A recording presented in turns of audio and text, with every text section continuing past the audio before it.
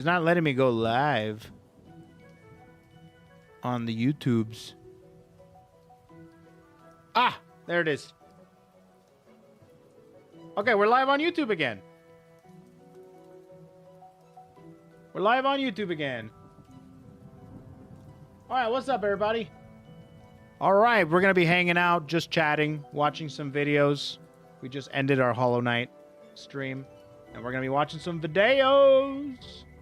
So we're going to be reacting to a whole bunch of stuff. Doesn't matter.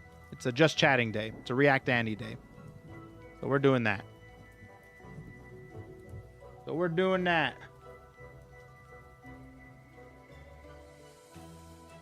Okay.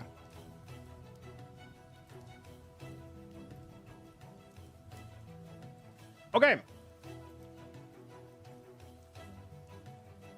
Back we are. There we are. Yes, we are. We're back, dude. Dapper Dan. What's up, buddy? What's up, Kage Wolf? By the way, CK. Bro, CK, thanks so much for the tier 1 subscription. Can we get some pogs in the chat for CK for subscribing? Thanks so much. Just chatting. Thank you so much for changing that game. Just catting, huh? All right, so now that we have that done, okay, so which video are we watching? I hope you go back to Hollow Knight eventually, get the mushroom ending. If I do, it'll be off stream. But right now, I think I'm done with Hollow Knight, playing it at least. We're moving on to other things that we do in the stream. Glad you enjoyed Hollow Knight. I freaking loved it. Loved it. Hollow Knight. What is it? Moss Bag? Okay, Moss Bag. The mostly complete lore of Hollow Knight. Woo! Damn, 11 million views? Holy crapola! That is an insane amount of views. Man, this must be an insane video then. I like it. He's the lore guy for Hollow Knight? Heck yeah, dude. That's what I wanted. So we're going to be watching the complete lore of Hollow Knight. This video has been recommended by a lot of people. A lot of people want me to see it and kind of piece together the lore. We just finished Hollow Knight. And I really like the lore. I think there's so many lore implications that I completely missed because Hollow Knight follows a Dark Souls-esque style of storytelling, which for a guy like me is almost impossible to get on his first run. I have to do multiple runs and possibly have lots of help. And but I don't got time for that. So I want to have somebody explain it to me. Somebody that's very accustomed to the lore of said property. So we're watching the Moss Bag video. Without further ado, big shout outs to Moss Bag. Let's like this video. I'm already gonna like it. Let's watch this. This video contains a few spoilers for Hollow Knight. Please bear that in mind.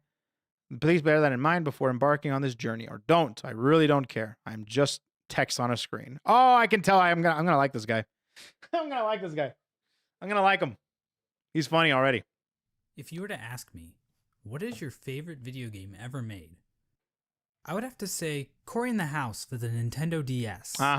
But Hollow Knight would be a close second. I had this game, actually. Hollow Knight was released on February 24th, 2017. What do you know about Cory in the House, chat? By Team Cherry, an indie game studio based in the mythical land of Adelaide, South Australia.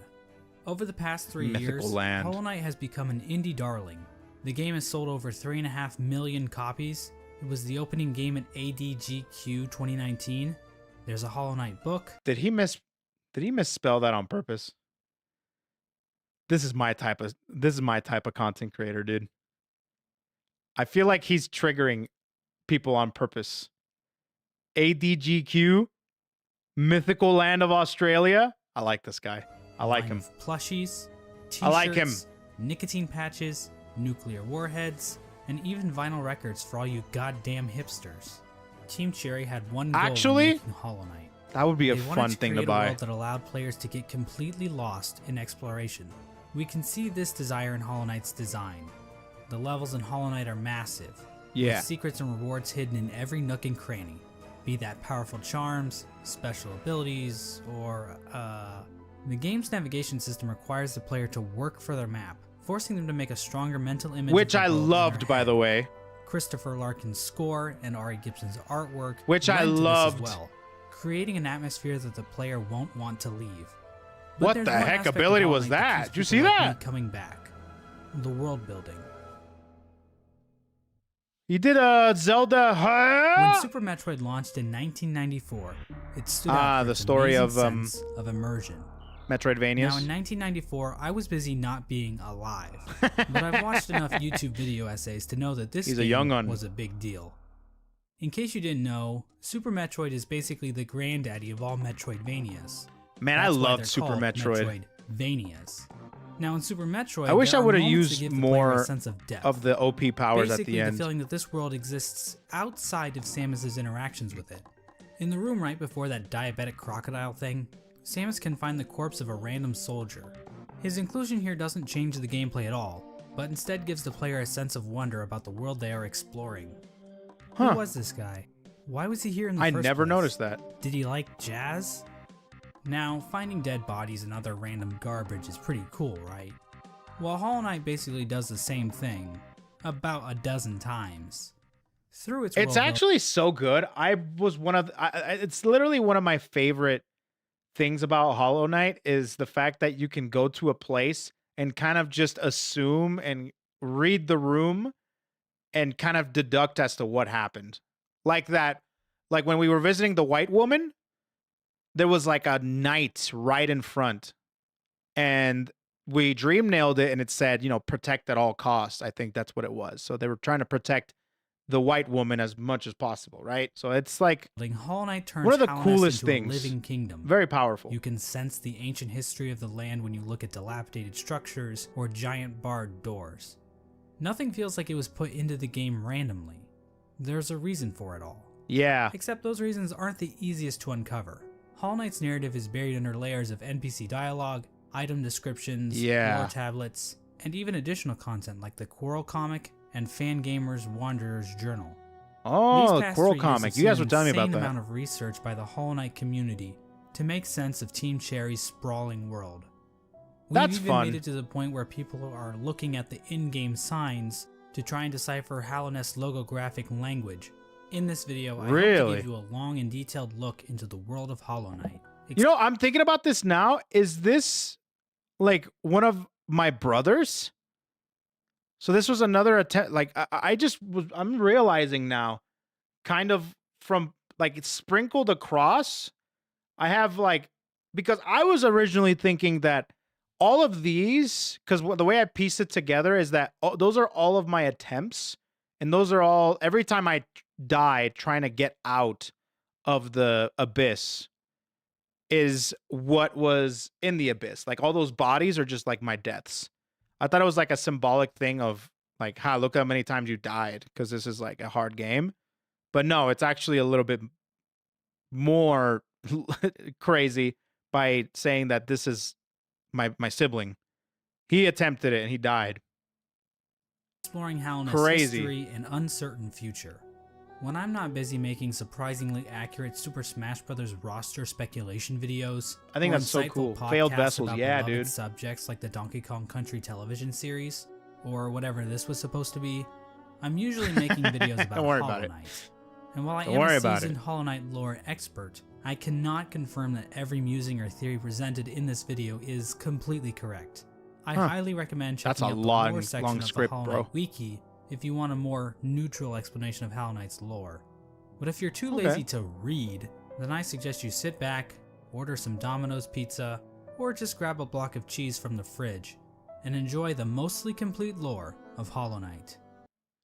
BRB, gonna go get cheese.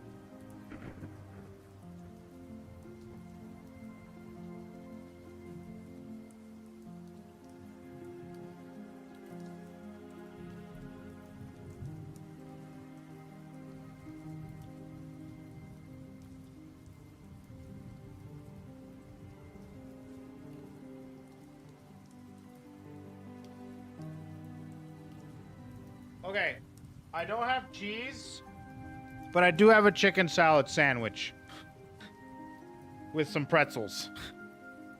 I thought that was good enough. My block of cheese ran out. I'm all blocked out. So hopefully that's good enough. That's good enough. Chicken salad sandwich.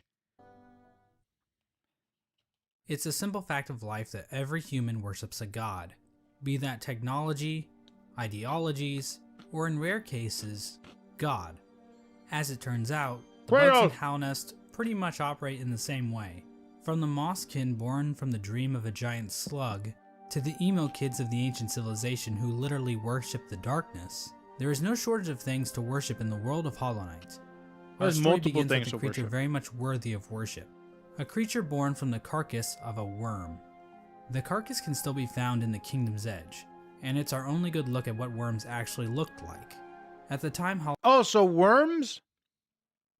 I thought worms were like the bugs. Like, you know, worm kind, like humankind, like that's like the general populace, but these worms are actually like huge ass entities. Hollow Knight occurs, it is suggested there are no worms left in the world. Yeah. They were incredibly long creatures that featured little to no limbs. Another more mysterious property of worms was that like they Goon. had some kind of prescience or foresight. Basically, they could see the future to some capacity. Sure. It isn't clear how effective this ability was. Considering how the entire race went extinct, this foresight ability must have been pretty shit. Getting back to this particular worm carcass, it is explained that this worm traveled across the distant mountains and wastelands beyond Hallownest. Once it arrived in Hallownest, the worm died. Except not really. Inside the maw of the carcass sits a pale broken egg, out of which hatched a new form of worm, a being of meager shell. This form of the worm is usually referred to as the Pale King, and he's the character basically responsible for everything that happens in Hollow Knight. Makes sense. The Pale King is a higher being, a type of creature that exists above all others. His body was said to shine with a radiant visage that harmed those who looked upon him. The ultimate goal of the Pale King seemed to be in line with that of other worms. A line from the cryptic Mr. Mushroom reads, "Worms pull bugs into their thrall, till ages pass and kingdoms fall." In other words, it's just in their nature. Dogs wag their tails, cats bury their shit, and worms bring massive amounts of bugs into their service in order to form long-standing kingdoms and civilizations. Yeah, I can see that. Like, for example, we pog at titties, specifically anime titties. Same category. And here in a far corner of the world, the Pale King emerged from the corpse of his former self and began to build his eternal kingdom, Hallownest. There's this one slight problem. There's like people already living there. The area that would eventually become Hallownest. Holy. Did I miss anything? Lake of Un. King's Pass? I think I missed that. No, I did not. That's the starter pass. Glade of Hope. Gray Mansion. Did I miss that? I missed. No, I got the Nail Master's hut. Oh, the Hive? I don't think I got that one. I think I missed the Hive. Yeah, no, this is a Hollow Knight video. I just finished Hollow Knight. I'm watching this. Was already filled with the Hive of Bees? No, bees, I did not. Moths, spiders, mushrooms, and bush. Yo, Spooderman! Each of these groups were already operating with their own cultures and societies, and each group had a different interaction with the Pale King. One of the more receptive groups to the arrival of the Pale King were the mushrooms of the fungal wastes. Okay. These creatures were able to communicate with one another through one shared mind. The mushrooms viewed this shared mind as a strength, and they were kind of smug dickheads about it. Ultimately, the mushrooms wearily accepted the Pale King's rule, viewing his foresight as a shield to the dangers of the future. Another group living in the fungal wastes is the Mantis tribe. Yeah. The Mantises have a rich cultural history reaching back to long before the Mantis Lord was so good, actually. The Mantises are a proud tribe, believing in the importance of proving one's physical strength. The Mantises are fiercely territorial, but will show respect to those who display great power. These Fight Club enthusiasts were led by 4 powerful Mantis Lords, who I guess just kind of sat around waiting for outsiders to challenge them. The Mantis tribe had no interest in the Pale King's kingdom, but the 2 communities did come to a truce. In exchange for their independence from Hallownest, the Mantis tribe kept the beasts of Deepnest from invading Hallownest. Not sure why they didn't just go out the other exits from Deepnest, but whatever. I'm not an expert on border patrol. I don't work at ICE anymore. Let's move on to Deepnest. Now,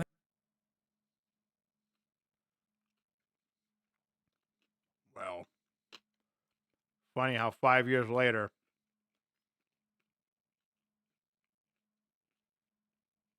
many of the different tribes of Hallownest were kind enough to leave. It's just funny.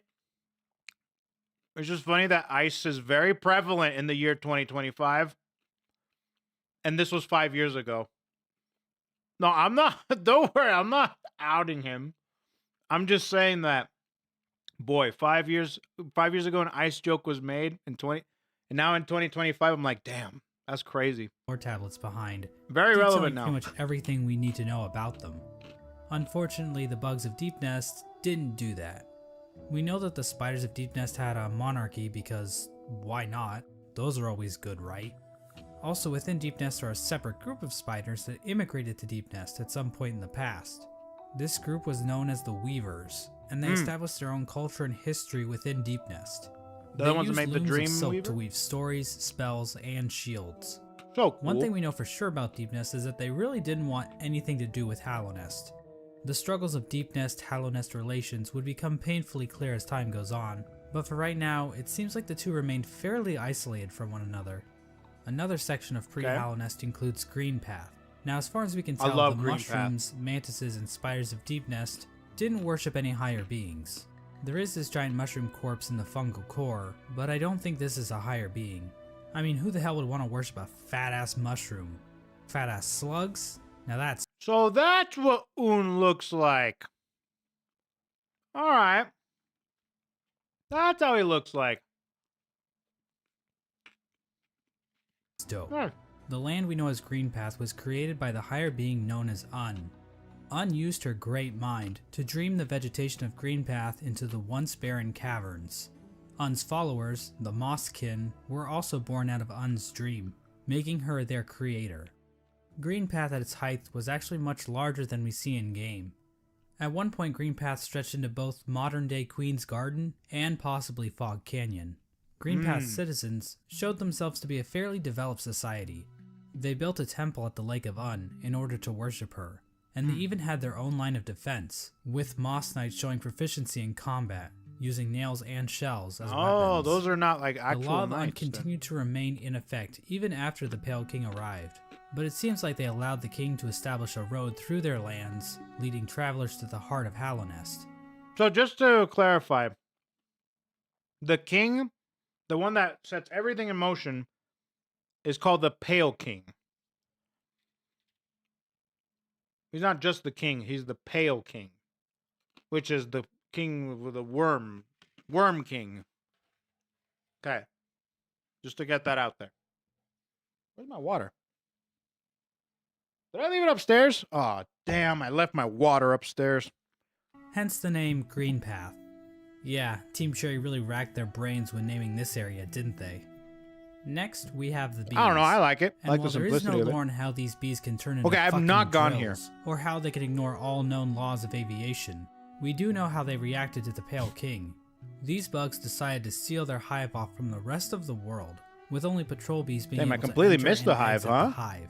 So yeah, the bees are pretty much pointless in this story. And finally we have the Well, that's Moth cool. tribe. In-game, the only moth settlement is in the resting grounds, but the tribe might have also inhabited the Crystal Peak at one point. Now, as we all know, moths in real life are just complete assholes. As for the moths in Hollow Knight, well, it's a bit complicated. They're the chill. moth race is described as being a rather pacifist group, with few ever choosing to take up a weapon. During the Pale King's reign, the moth race delved amongst dreams and the dead, displaying the importance of remembering those who have passed, as well as learning how to shape dreams themselves. Similar to the Mothkin, the Moth tribe was born from a higher being known as the Radiance. The Radiance is described as being a light in which the Moth tribe basked. so she was basically a giant lamp to them. Another important aspect about the Radiance is her ties to dreams and a substance known as essence. Essence are the remains of wishes and dreams, and are represented in-game by these dream catcher particle effects. Yeah. Essence can take the form of whispering roots, as well as dream ghosts, both of which are memories taking root in the world. The Radiance appears to be a creature made of essence, but she isn't the only higher being to give off essence.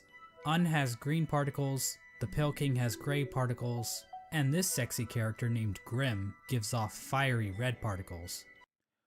That's grim, huh? However, the Radiance appears to be the main I've god not be when grim. it comes to dreams, even if other gods also dabble in the dream realm. Moths here ate my clothes. I want them out. Moths eat your clothes? I thought that's like a. It seems like a movie, like a movie plot. Getting back to the Moth tribe, it is their interaction with the Pale King that we need to discuss. Basically, the Moths turned their backs on the Radiance completely in order to worship the new light that had appeared, the Pale King's light. So yeah, Moths are assholes in this game too. With her tribe forsaking her, the Radiance became a forgotten memory, a remnant of the past, and a thing that's definitely not going to come up again later in this video. And so the Pale King's new kingdom was established, Hallownest. But there is one aspect of Hallownest that we need to discuss. Unfortunately, to better understand this, we're going to have to read some poetry. In Wilds Beyond, they speak your name with reverence and regret. Yo, what's going on, hi guy? How you doing, buddy? They eat fivers, get some mothballs, and toss them in the closet. No, that's how you find those little holes on your shirt sometimes.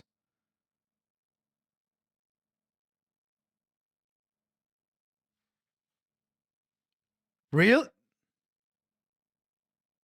No. None could tame our savage souls, yet you the challenge met. No. On the palest watch you taught, we changed. No. Base instincts were redeemed. What's up, dude? I hope you're doing well, man. As they had never. Okay, sorry. Go back. What do you say? Our savage soul. Beyond understand this, we're going to have to read some poetry. In Wilds Beyond, they speak your name with reverence and regret. For none could tame our savage souls, yet you the challenge met. Under palest watch you taught, we changed. Base instincts were redeemed. A world you gave to bug and beast as they had never dreamed. This is from a poem titled Elegy for Hallownest, written by Motomon the Teacher. The poem appears at the beginning of every playthrough, and hints at what the Pale King and his kingdom offered. Much of the land outside of Hallownest appears to be a wasteland, where bugs survive off of instinct, without the burden of mind. Hallownest somehow taught these bugs and tamed their savagery. Basically, the Pale King changed the instincts of his subjects and granted them higher thought. To get a better picture of this, let's look at two different characters, Boone and Tuck. Okay, Tuck and... Okay, that guy doesn't look like he's in the game. What's his name? I need to play Hollow Knight. It's really good. It's Boone and Tuck. Okay. Yeah, no, I 100%, I'll probably get the captions on. Seems like they're pretty good captions. Yeah, dude, I would 100% recommend Hollow Knight because it's just really fun. I just finished it. I literally just finished it. I just got the true ending, which is why I'm watching this. Is to kind of piece all of the lore together. So it's like really, really, really, I mean, everything about it just completely all connected and hit in a way that's just beautiful. These adorable panda bug things give us a clear display of Hallownest's effect. Everybody in the chat will tell you. Nod, chat, nod. This game is awesome.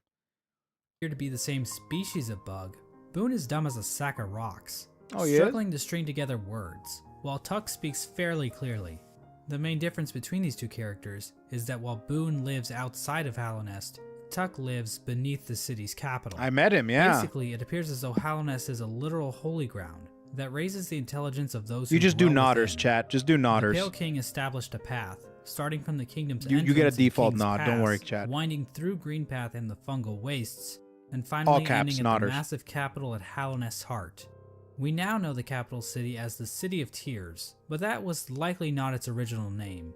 The rain that falls down onto the city from the blue lake above didn't begin until after the kingdom. I was gonna say, they mentioned the lake up above, and I was actually thinking we needed to drain it, but no, that's what's causing the rain. Collapsed.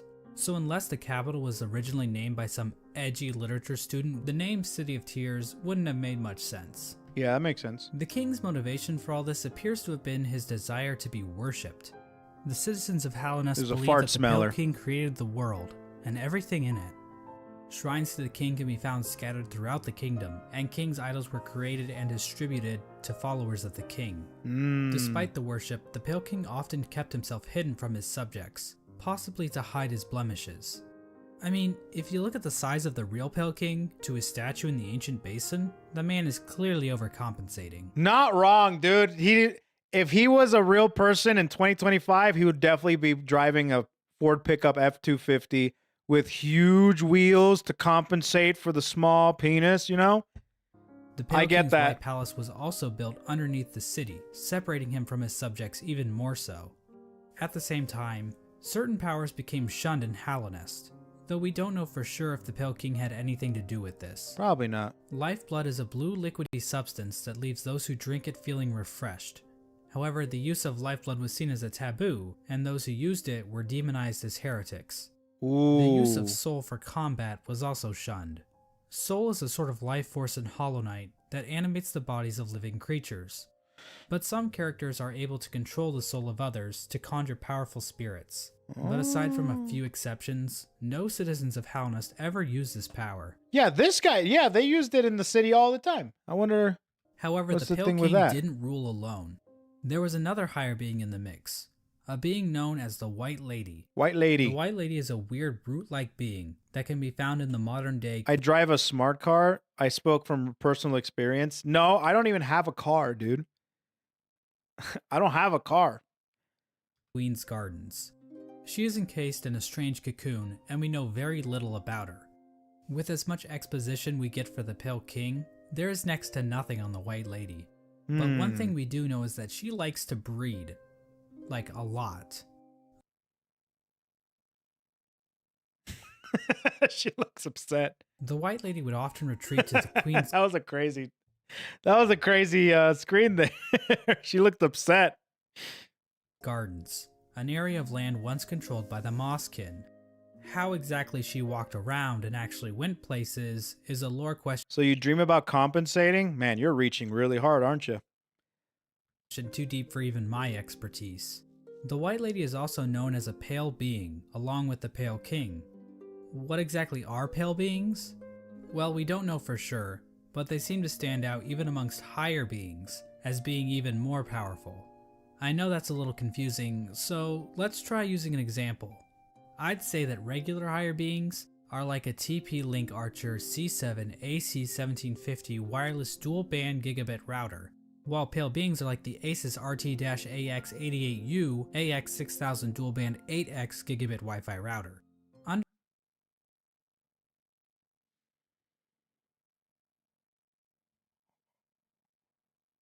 Okay. Under the Pale King, Hallownest underwent a bit of an industrial revolution. He ordered the construction of the stagways, which were used to transport passengers and goods. Oh, that's good. The Forgotten Crossroads and the storerooms above the City of Tears were used to store goods that traveled along these stagways. Oh, cool. The king also ordered the construction of the tramways, because literally no one is safe from the threat of automation. The tram was built between the Forgotten Crossroads and the resting grounds. A second tram was built from the kingdom's edge across the ancient basin over to Deepnest. And then a third tram was started in Deepnest and attempted to go further into Deepnest. But it crashed. Not sure how useful that would have been to the bugs of Hallownest, but whatever. The Pale King's a smart guy. I'm not going to question him. But anyway, the Pale King's super smart plan to build a tram in Deepnest ended up getting a few of his tram workers killed. So that's all the tram workers that were working on it, and they all died. Interesting. I was wondering what exactly. So I thought it was I thought an event happened, some sort of a calamity happened that killed everybody. But it's primarily just multiple incidences across the span of a certain amount of time that just the bugs was due to one guy. The Pale King's attempt to build a tram in their territory, further cementing the poor relations shared between the two groups. Yeah, deep nest. Aside from convenient fast travel, regular pathways were also used to cart goods around the kingdom. From this was born probably one of the most important groups in Hallownest, and perhaps even all of fiction. An elusive guild of bugs, simply known as the Menderbugs, took to maintaining the various signs scattered throughout Hallownest. From the journal entry of one Menderbug, we can catch a glimpse into their ancient and unknowable minds. Dear, dear diary, isn't life just the most beautiful thing? Fixing signs, mending posts, let them break, I say. I'm a better mender for all that repairing. I sometimes doubt there's a single bug in all of Hallownest happier than me. Is this real? Another example of the Pale King's expanding infrastructure is the Crystal Peak. Is that real? This area is filled with crystals that grow rapidly along walls, ceilings, and even the shells of certain bugs. These crystals were considered valuable to the bugs of Hallownest, resulting in large-scale mining. Oh my god, we don't even see what happened to the girl. It's in the game. Those lines are real. I haven't met this bug. I haven't. We haven't seen the girl. Oh man, I wonder what happened to her. Huh. Efforts. We don't actually see the crystals used anywhere else in Hallownest, but they are said to contain a sort of energy. She's probably the fine. Crystals are also said Yeah, to right. sing if you listen very carefully.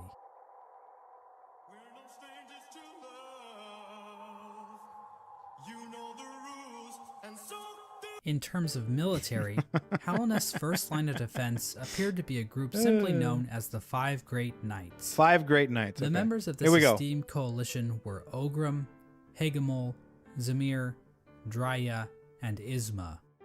For being so important, Drya, most of the information about these So knights, the girl or the knight in front of the white woman was a great knight. Man, I almost feel like I wish, I don't know, maybe it's part of the DLC, but it would have been cool to like fight the 5 Great Knights, similarly to like White Defender. has been Would've been lost cool. to time. Ogrim is the knight we know the most about, since he is one of the few knights still alive during the events of the game. Ogrim expressed a great amount of loyalty towards the king, and he maybe had something going on with Isma, but we really don't know. Yeah. Hagamol was known for his sense of humor and his soft-spoken voice, but at the same time, he was also dummy thick. Seems like it. Mysterious Samir arrived in Hallownest from a serene land, bringing with her a collection of delicate flowers. At some point, she also got into a relationship with a mantis, but not just any mantis, a daughter of one of the mantis lords. Oh. So yeah, it seems like these great knights were slaying in more ways than one. All we Yeah. really know about Drya is that she was fierce, caring, and wise. Damn, that As for sucks. Isma, she was described as being kind. She also appears to be some sort of weird plant life form, but there's no information on where she's from or what her powers were. Yeah, I missed her, it seems like. I didn't know that yeah, I missed her. Interesting. The 5 Great Knights play an important role in the Champion's Call, the Knotted Grove, and the Battle of the Blackworm. The black We have one. no idea what these events were or how they affected Hallownest, but they sound cool nonetheless. During Hallownest's reign, there was another strange area that seemed to exist separate from the Pale King's rule. Carved out of the corpse of an ancient bug, an area called the Call. No, I'm not talking about. Sorry. I'm talking about Zemmer. Yeah, that one. Sorry, I have Isma because I got the acid swimming. I'm talking about the tall white bug. Coliseum of Fools was constructed, and it was a destination for warriors from outside Hallownest. The sole purpose for fighting in the Coliseum appeared to be simply for glory, with a mysterious figure known as the Lord Fool overseeing the combat. Lord Fool. We don't know when the Coliseum was constructed or if the Pale King was involved, but one of his servants, the Pale Lurker, became a champion in the Coliseum, perhaps indicating the Pale King's approval. Huh. And finally, there was the Royal Waterways, where the fecal excrement of the kingdom was washed out into the fungal wastes. This area saw the rise of a species of parasite-like creatures called the Flukes. The Flukes. The Flukes spawned from the Flukemarm, a giant monster with cavities in which tinier Flukes live.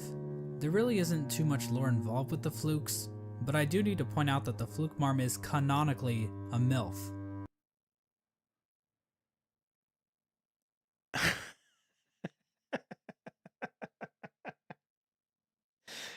Really? Like, that's it's not even debatable.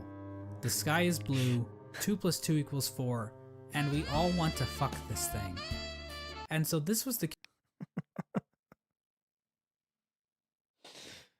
Kingdom of Hallownest at its height. Man, I love Fluke's MILF. I can't. Hallownest was a vast kingdom connected by a network of stagways and tram stations. The bugs of Hallownest mourned their dead on the resting grounds, engaged in commerce using Geo, the de facto currency of the region, and a thriving capital located in the middle of the kingdom. The Pale King had succeeded in crafting a full-blown society, but we all know there are pitfalls to living in a society.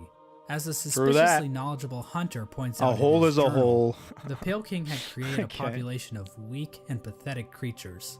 The bugs of Hallownest did not hunt for their own food and had become complacent with their comfort. This is even more obvious with the east wing of the capital. These greedy members of Hallownest's high society became complete cowards, obsessed with riches and plumb from excess wealth. The bugs living in Hallownest Prime looked quite different than the instinctive simpletons they once were.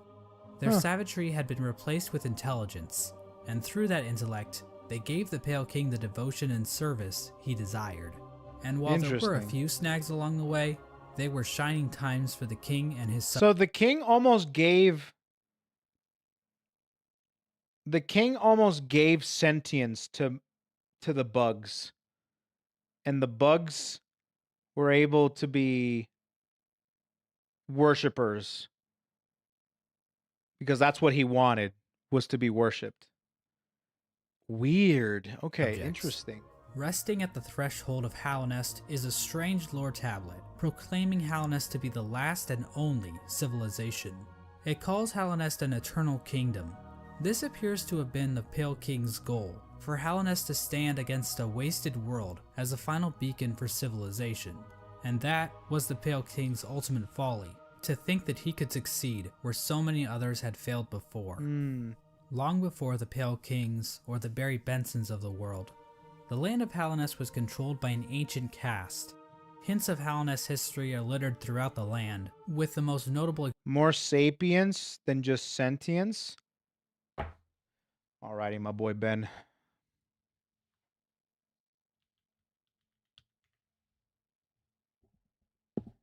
The quality of being wise. When voters choosing a candidate, they usually hope with one with the least degree of sapience. Many people believe when they grow elder, our sapience also increases as we... So it's like wisdom. Kind of like the ability to think.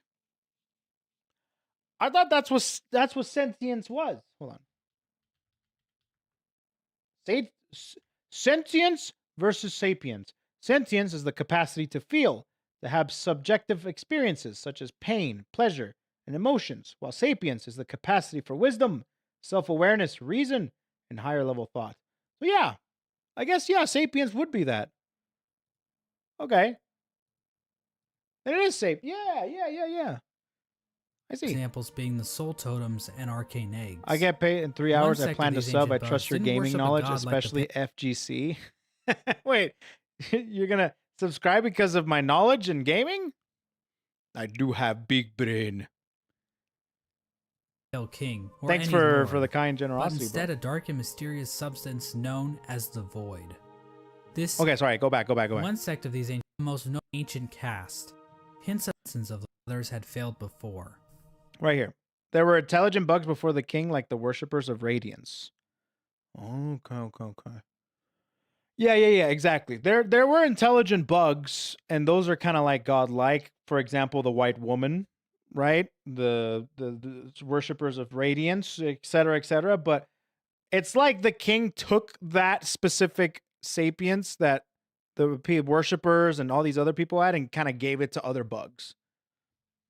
Long before the Pale Kings or the Barry Bensons of the world, the land of Hallownest was controlled by an ancient caste. Hints of Hallownest history are littered throughout the land, with the most notable examples being the soul totems and arcane eggs. One sect of these ancient bugs didn't worship a god like the Pale King or any lord, but instead a dark and mysterious substance known as the Void. This ancient caste once also tried to lay claim to the entire land of Hallownest, but they too failed. In his quest to conquer all of Hallownest, the Pale King had made an enemy long forgotten, an enemy that was about to be remembered. The Radiance? I mentioned earlier that the Moth tribe entirely forgot about the Radiance in order to worship the Pale King, but that isn't quite true. Memories of her still lingered, and hushed whispers of faith kept the Radiance alive. At the summit of the Crystal Peak, a location known as Hallownest Crown, a strange collection of glyphs can be found. Joining these glyphs is a statue of the Radiance, presiding over the kingdom below. This old summit is the sole standing shrine left to the Radiance. This was built in order to keep the memory of the Radiance alive. The Radiance's light began to appear in the dreams of Hallownest citizens.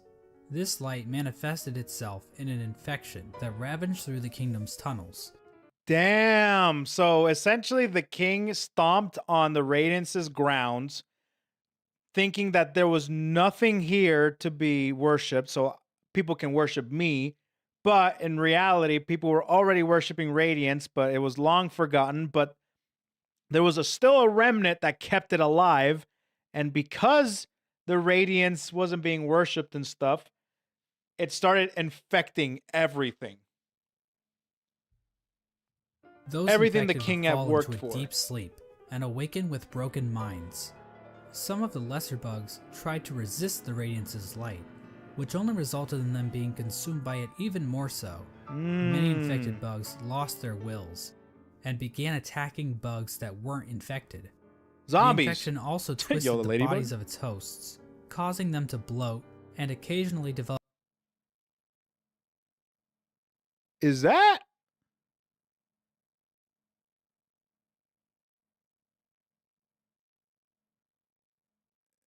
Is that Mila? Up orange cysts on their bodies. Oh, we never found this bug. Oh, I thought that was Mila for a second because she was like digging and stuff. I guess she doesn't have the hat. For many victims, That'd they be were crazy. reverted back to their basic instincts. Basic instincts, carrying out the duties they once fulfilled in life, but now as mindless slaves. Oh, I Those see. caught up in the infection were linked into the Radiance's hive mind, allowing her to control their bodies if needed. Wow. As the infection spread across Hallownest, many groups looked to solutions to fight off the Radiance's light. The gates to the City of Tears were closed in an attempt to keep the infection from reaching the city. The stagways were also shut down at some point, and many of the stags eventually died out. So this is what I was looking for. I'm like, what was the event? There had to be an event of some kind to completely set the motions of Hollow Knight and why everything is just hell. So it's the infection. It's the Radiance. But some took more proactive efforts against the infection. The scholars of the Soul Sanctum decided to harness the power of Soul in an attempt to fight the infection. This resulted in the deaths of hundreds of bugs, whose souls were sucked out and injected into the bodies of the scholars. Their goal was to achieve some kind of pure focus, which would somehow protect them from plagues of the mind. The scholars' leader, the Soul Master, was driven mad by the sheer power of Soul, and his entire sect failed to avoid infection. Ooh. But hey, at least they took as many innocent people down with them as they could. The Mantis Jeez. tribe, showing a stronger will than the common bug, were able to stave off the infection. However, one of the 4 Mantis Lords turned against his sisters. He and his followers took in the infection willingly, as it gave them more strength and courage. At some point during all this, the Traitor Lord and his followers were exiled from the Mantis village, eventually taking up residence in the Queen's Gardens. The Traitor Lord's daughter ended up dying at some point. This is the same Mantis that was in a relationship with Zamir, one of the 5 Great Knights, but the Mantises rejected their union because of Zamir's outsideness. As a gamer, this type of prejudice is all too familiar, and honestly, it makes me sick. With the 5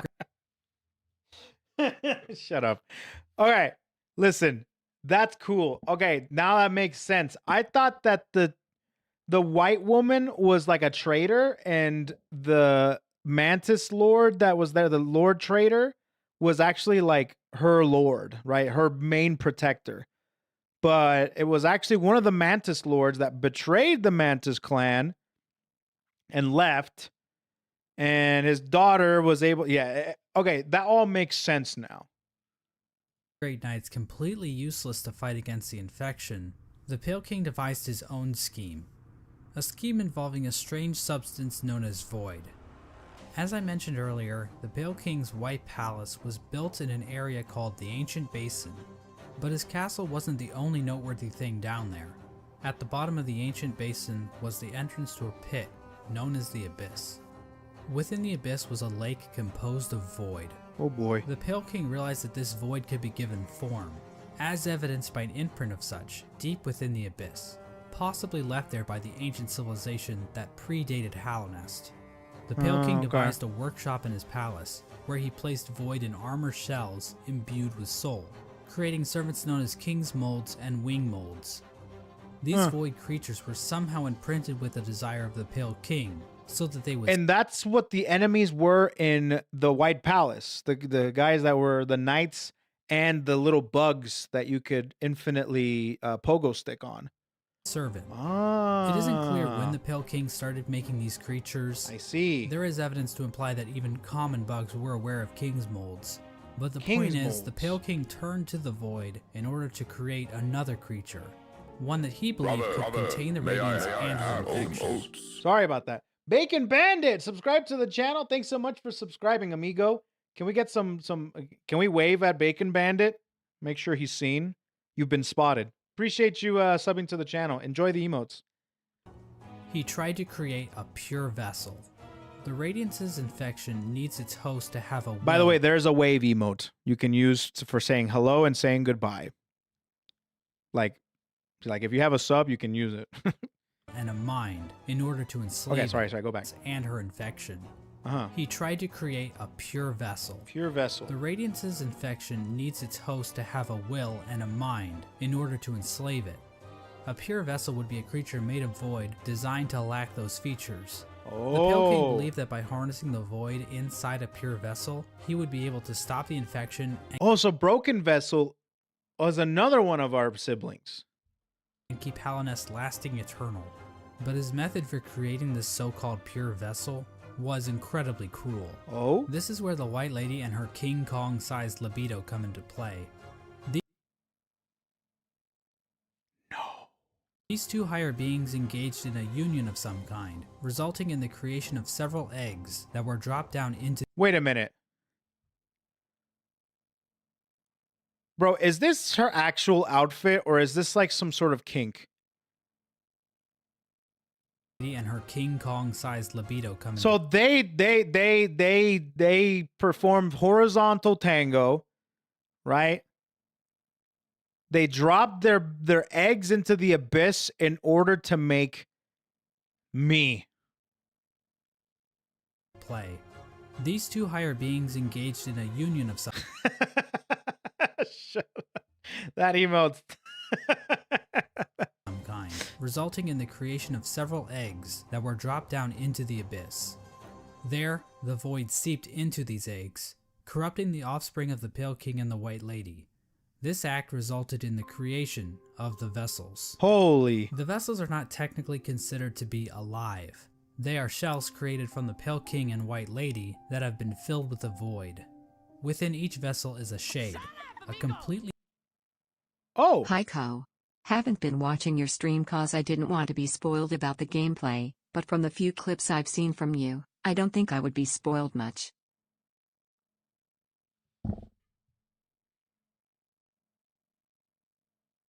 Thanks for the super chat.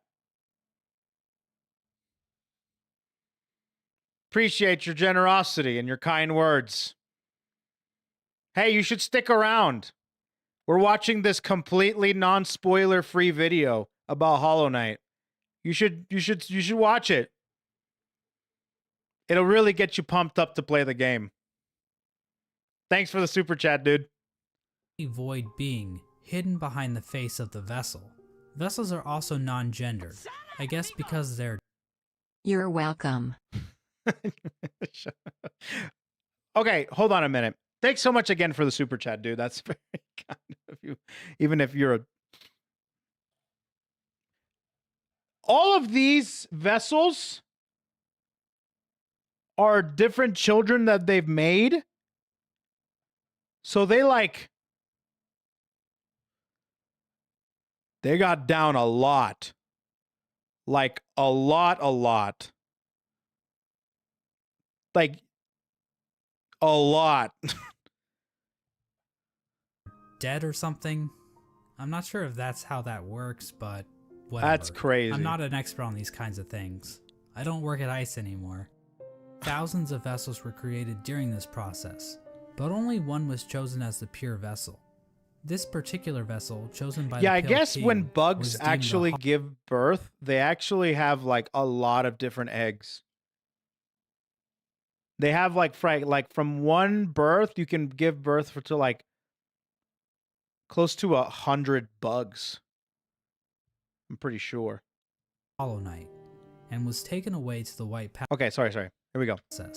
But only one was chosen as the pure vessel.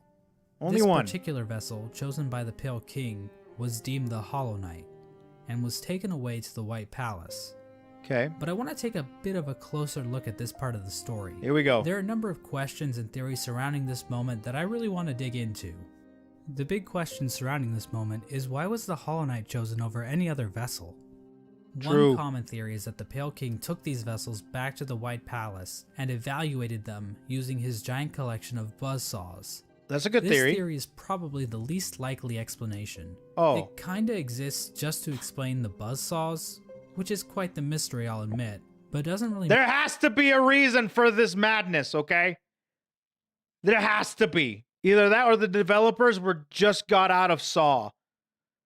And they're like, oh my god, I want to make a video game with saws. And then Hollow Knight came out and they're like, we didn't put any saws.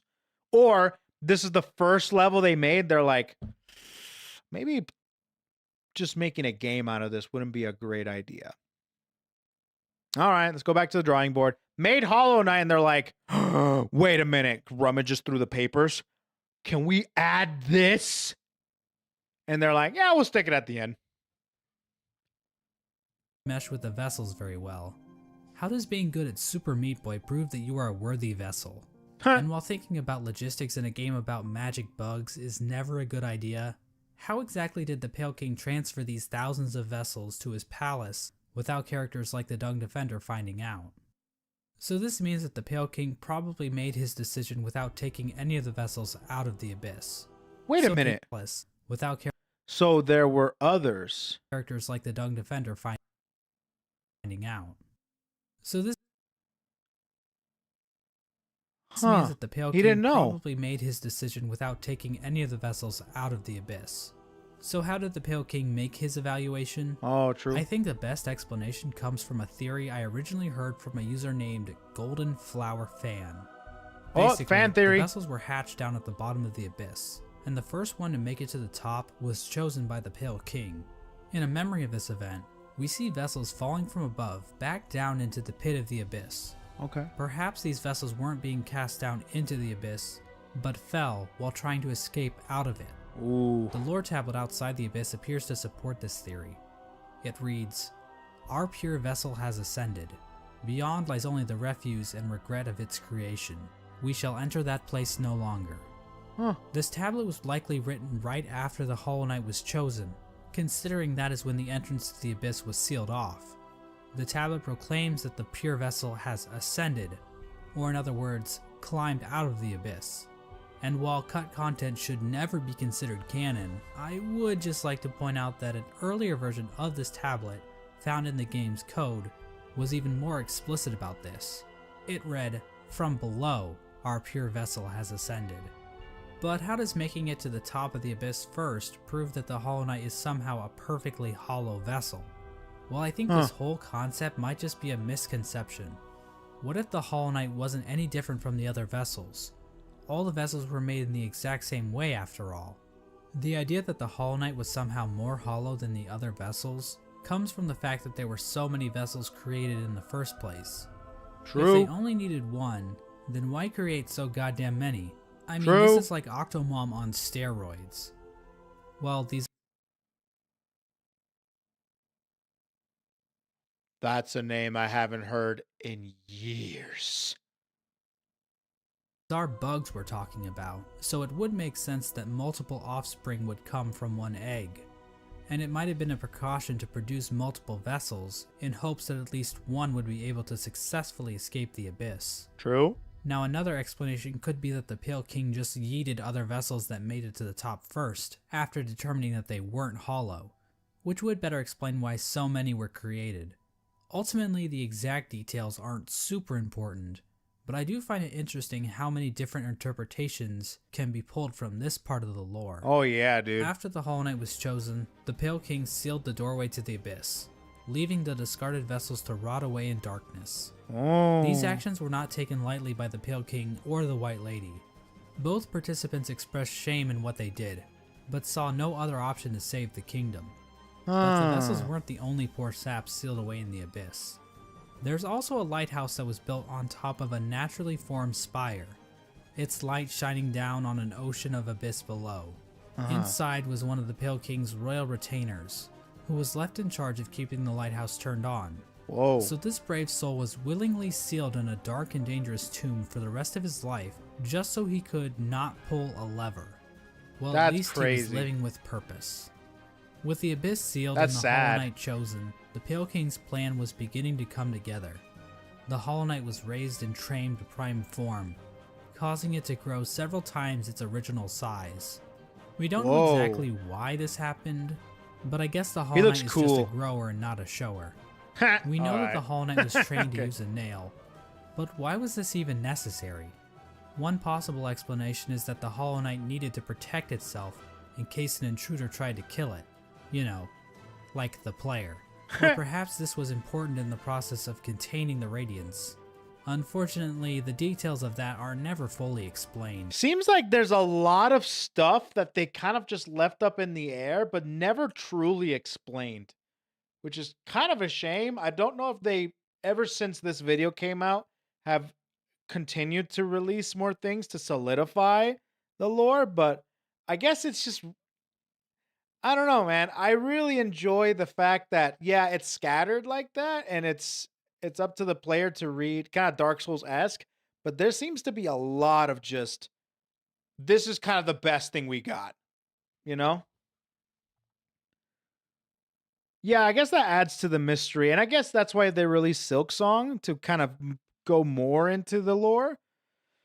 But, you know, it took Silk Song so long to come out that now we have, like, now we kind of have some more concrete things, maybe. The Hollow Knight might have somehow focused the Radiance inside itself, but Team Cherry gives us no explanation of how that might have worked. But that still wasn't enough for the Pale King. Additional seals were needed in order to protect the Hollow Knight's physical body while the Radiance was trapped inside of it. To achieve this, the Pale King sought the help of 3 particular bugs, who would later be known as the Dreamers. Lurien the Watcher, Motomon the Teacher, and Hera the Beast. Okay. Lurien is definitely the most mysterious of the 3 Dreamers. Yeah, I agree. He lived in the Watcher Spire in the City of Tears. No, the Beast is the one I want to know Lurien about. watched over the city with his telescope. Lurien was a pretty big fan of the king, so it probably took little convincing for him to lie down for him. Lurien might also be tied to another strange incident that occurred in the City of Tears. Hidden on some of Lurien's lore tablets are images of jars, the same jars that can be found stockpiled in the Tower of Love. Jars. This building sits on the outskirts of the city, and is the setting of one of the most bizarre bosses in the game, the Collector. The Collector is a void construct that appears to have been made from the same mold used to create the King's molds. We didn't fight the Collector, right? I don't think so. But the Collector is unique because, well, Good grief, he's naked! The Collector stayed in the Tower of Love with a noble bug who likely owned the establishment. In the tower, a number of bugs can be found captured in jars, implying that these two were tasked with collecting these creatures. However, the Collector somehow became obsessed with grubs, creating a map to keep track of grubs so that's why they're in the jars, jars. as well as keeping a strange shrine displaying a grub in the style of the Vitruvian Man. Eventually, the bug staying with the Collector decided to lock it inside the Tower of Love, and fled to the Queen's Gardens, where it died, likely due to overexposure to the void. Despite being locked up in the tower, the Collector is still spotted by the Hunter at some point. which either means Damn, this the only hunter happened looks crazy. recently, or the hunter has been farting around in Hallownest for a long-ass time. True, bro. We have no idea what these creatures were trying to do. It's implied that the collector was trying to preserve the creatures of Hallownest, perhaps trying to protect them from the spread of the infection, but we don't know where the collector's obsession with grubs originated. And while Larian does seem connected to all of this, we don't know how involved he was with this operation, or what its end goal exactly was. Motomon the teacher lived in the teacher's archives. Okay, yeah, let me a see this library one. built atop a lake of acid in the Fog Canyon. Because it also The involves lower Squirrel. half of her body consists of tentacles, making her a popular subject for the thriving Hollow Knight R34 community. Oh boy, of course. The archives saw in the Garfield there Fog randomly. Canyon as a whole are also filled with these strange Metroid knockoffs. These creatures are likely related to Motomon in some way. They could be her live offspring, her test tube babies, or possibly even her shit. Motomon uses futuristic cathode ray tube things to store information about Hallownest. Several terminals in the teacher's archive go into detail about the Pale King's plan to defeat the Radiance, indicating that Motomon had intimate knowledge of what she was taking part in. Finally, the Pale King sought the help of Hera the Beast, Yeah, let me see this Queen of Deepnest. Now, as I mentioned earlier, relations between Hallownest and Deepnest were kinda not great. Yeah. Unlike the other two dreamers, Hera needed to be convinced in order to help the Pale King. Okay. Hera would eventually agree to become a dreamer, in exchange for a child. The Pale King agreed, and the two engaged in a dalliance, which is a fancy way of saying they totally boned. The White Lady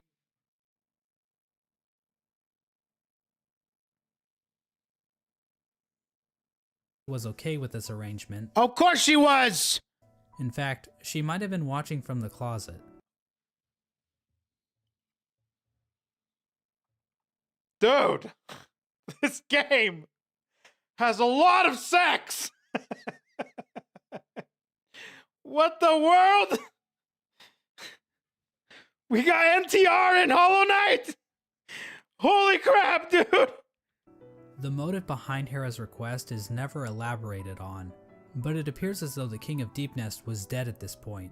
Hera was a common bug, so perhaps she desired the Pale King's pale seed so that her child could be of high birth.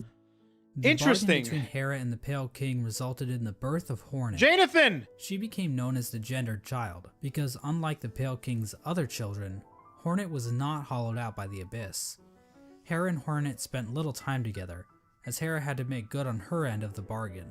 Aww. And so the three dreamers were put to rest. Through their actions, a seal was placed over the black egg, prohibiting entrance into the chamber. These dreamers also had their own protection. At the base of Lurian's spire, the Watcher Knights guarded access to their master's body. Motomon's body was protected by a giant jellyfish named Umu.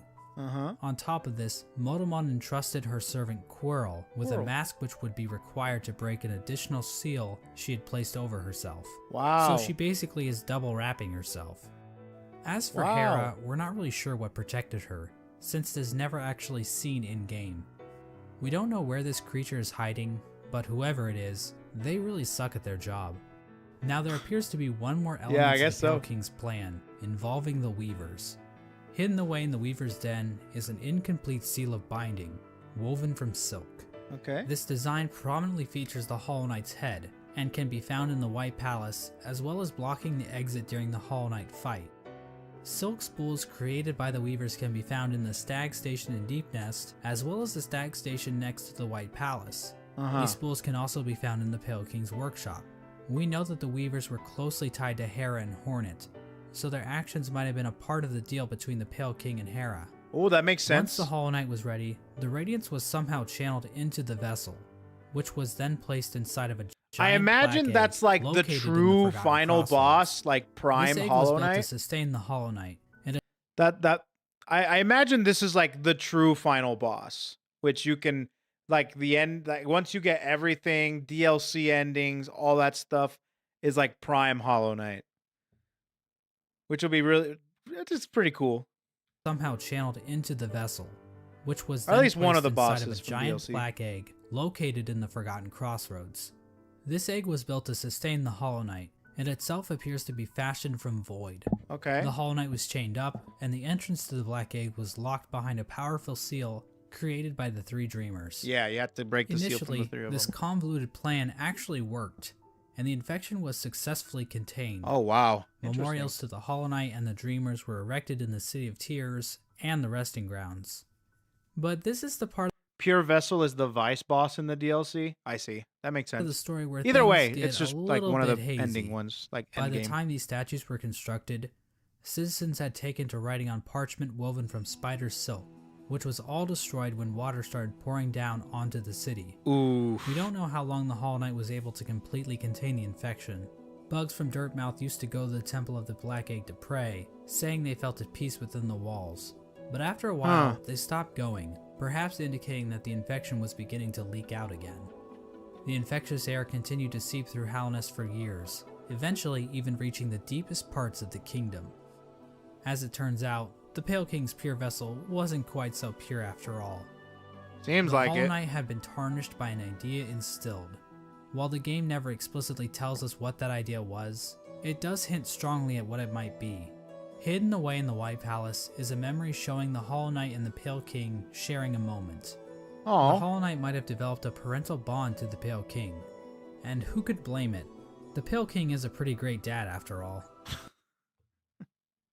Yeah, sure. One of the greatest dads, bro. You know, if you ignore the infanticide and everything. Remember Yeah. those smug mushroom dickheads? Well, it turns out their trust in the Pale King was a complete mistake. That shared mind isn't looking too good now, is it? In Nope. the fungal core, the corpse of a giant mushroom lies dormant. Its final thoughts were, "Pale worm, what good to see a demise unavoidable?" This could imply that the Pale King always knew that his kingdom was doomed. All he could do was delay the inevitable. This is likely the moment when Hallownest, as it once was, entirely collapsed. Yeah, so it's kind of hard to say whether or not he built everything knowing that it would eventually be. I mean, that would be dumb, but that's what the fungus says, I guess. But in my mind, I always thought that I'm thinking that he did it, he didn't know, and then he panicked and he tried to do as much as he can to hold. That's like I guess that's the normal train of thought. But if he did it all knowing that it would all go to hell, that'd be weird. I would want to know why. The Hollow Knight had not completely stopped the infection, and while it may have taken a while, Hallownest was eventually brought low. It's at this point that characters and areas begin to resemble as we know them in-game. When it became clear that the Hollow Knight was not able to contain the Radiance, the Pale King resorted to his final plan. He fucked off, hiding himself, his White Palace, and his I Pale guess Court so. in the Dream World. At this point, all of the furniture in the palace was covered under white sheets, similar to how people in the real world cover their furniture while away on long trips. Yeah. The palace was also completely covered with thorns and buzzsaws, similar to how people in the real world cover their houses with thorns and buzzsaws. The Pale King would eventually pass away while sitting on his throne in the White Palace. There's no confirmation on what killed him, but there are a few things to consider. Yeah, what killed him? The throne room is incredibly dark compared to the rest of the palace, and the particle effects and ambient track in this room are identical to that of the Abyss. Oh, maybe he got All abyss of the king's sickness. molds surrounding the Pale King are dead.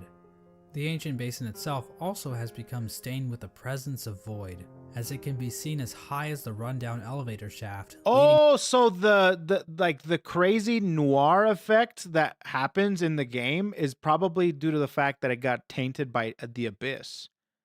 That's actually kind of cool. Back to the city. It's a cool Remember that bug little that we aesthetic sealed away in the change. Abyss to make sure the lighthouse wasn't turned off? Well, the lighthouse was turned off. Uh-oh. I guess that whole living with purpose thing is a crock of shit after all. It seems as though the Sea of Void itself actually convinced this bug to betray his king and turn off the lighthouse. Oh. Now I know what you're thinking. Exactly how conscious is the Void? Is the Void able to think for itself? Can it form strategies? Does it host a podcast? Well, according to this Chozo statue ripoff, the Void is True, I powerful, thought the same but thing. not It looked like a unified. chorizo. So while it can thrash around at things that come near it, or call out in unison to turn off a light, it's not a single conscious being. Getting back to the Pale King, one could argue that the Void might have played a role in his ultimate demise, and I've argued that viewpoint in the past, but we have to remember that there isn't enough evidence to know for sure. As an expert lawyer and a good friend of mine, Johnny Cochran, once said, "Any evidence that the Void was involved in the Pale King's death is circumstantial. My name is Johnny Cochran." Just above the White Palace. I like his humor. That's actually a pretty good point. I like that theory. The theory of the Void eventually just worked together to execute an Order 66, right? So they turned off the lighthouse, they betrayed the king and kind of just offed him, and then they offed themselves. Kind of like Caesar style. You know? The bugs in the City of Tears weren't faring much better. Even if we ignore the fact that the infection was still around, there were other issues that helped lead to the city's downfall. Due to the gates being sealed, some bugs resorted to cannibalism in order to avoid starvation. And there's also that metric fuckton of corpses lining the walls of the Soul Sanctum. When all was said and done, the only citizen left standing is Eternal Emelita, who just laughs her ass off about it like she's a fucking Dark Souls character. Yeah, it's the kind of White crazy. Lady ends up in a cocoon deep within the Queen's gardens. She decided to place bindings on herself in order to keep her from spreading her seed. A chastity belt? No way! She claims that this is because of the shame she feels in helping the Pale King create the vessels, but honestly, it's probably just her kink. This game is crazy, bro! The White Lady also diminished her power, possibly as a way to keep herself hidden from unwanted visitors. Outside her cocoon... Wait! Possibly as a way to keep herself hidden from unwanted visitors. Outside her cocoon, Drya stood guard, protecting her queen from the violent traitor mantises. Drya is eventually killed off by these bugs, which is actually pretty pathetic if you think about it. I mean, we're talking like the Netgear WPN824N N150 wireless router pathetic. Speaking of great knights dying pathetically, let's move on to Hagemol. That's her true form viewable in the... Wait. Which one? That's her true form? That's how she looks like? I thought that was a tree. That's curvaceous. Look at the hips. Look at the curves. Damn. Anybody be like, damn, I want that. Wanted visitors. That's crazy. Outside her cocoon, Drya stood guard, protecting her queen from the violent traitor mantises. Drya is eventually killed off by these bugs, which is actually pretty pathetic if you think about it. I mean, we're talking like the Netgear WPN824N N150 wireless router pathetic. Speaking of great knights dying pathetically, let's move on to Hagemol. Hagemol held the city crest, a key used to open one of the gates to the City of Tears. At some point, Hagemol's armor shell was stolen by a maggot. Now, maggots were generally looked down upon and forced to do menial labor. They were incredibly weak, and basically deserved all of the discrimination. I'm glad I'm not the only one who just let him do that. This one maggot decided to turn the tide, so he stole Hagemol's shell so that he could defend his downtrodden brothers. His actions weren't motivated by the infection, but instead was the result of how hierarchical caste systems will always lead to revolution from the working class, and that true freedom can only be achieved blah blah blah, capitalism is bad, subscribe to my Patreon. Olga moved to the Royal Waterways and started living in shit, changing his name to Dung Defender.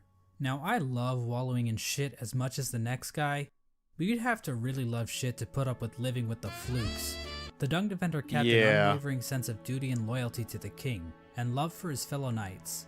So much so that he made shit statues. Oh my god, that's what that's supposed to be? That's supposed to be his buddies? He made shit buddies? Oh man. How nice. Ogrim acted as the defender of the pipeways, as well as Isma's Grove. A section of the Royal Waterways became filled with acid, and in the middle of it all rests Isma's corpse, which has been overcome by plant life.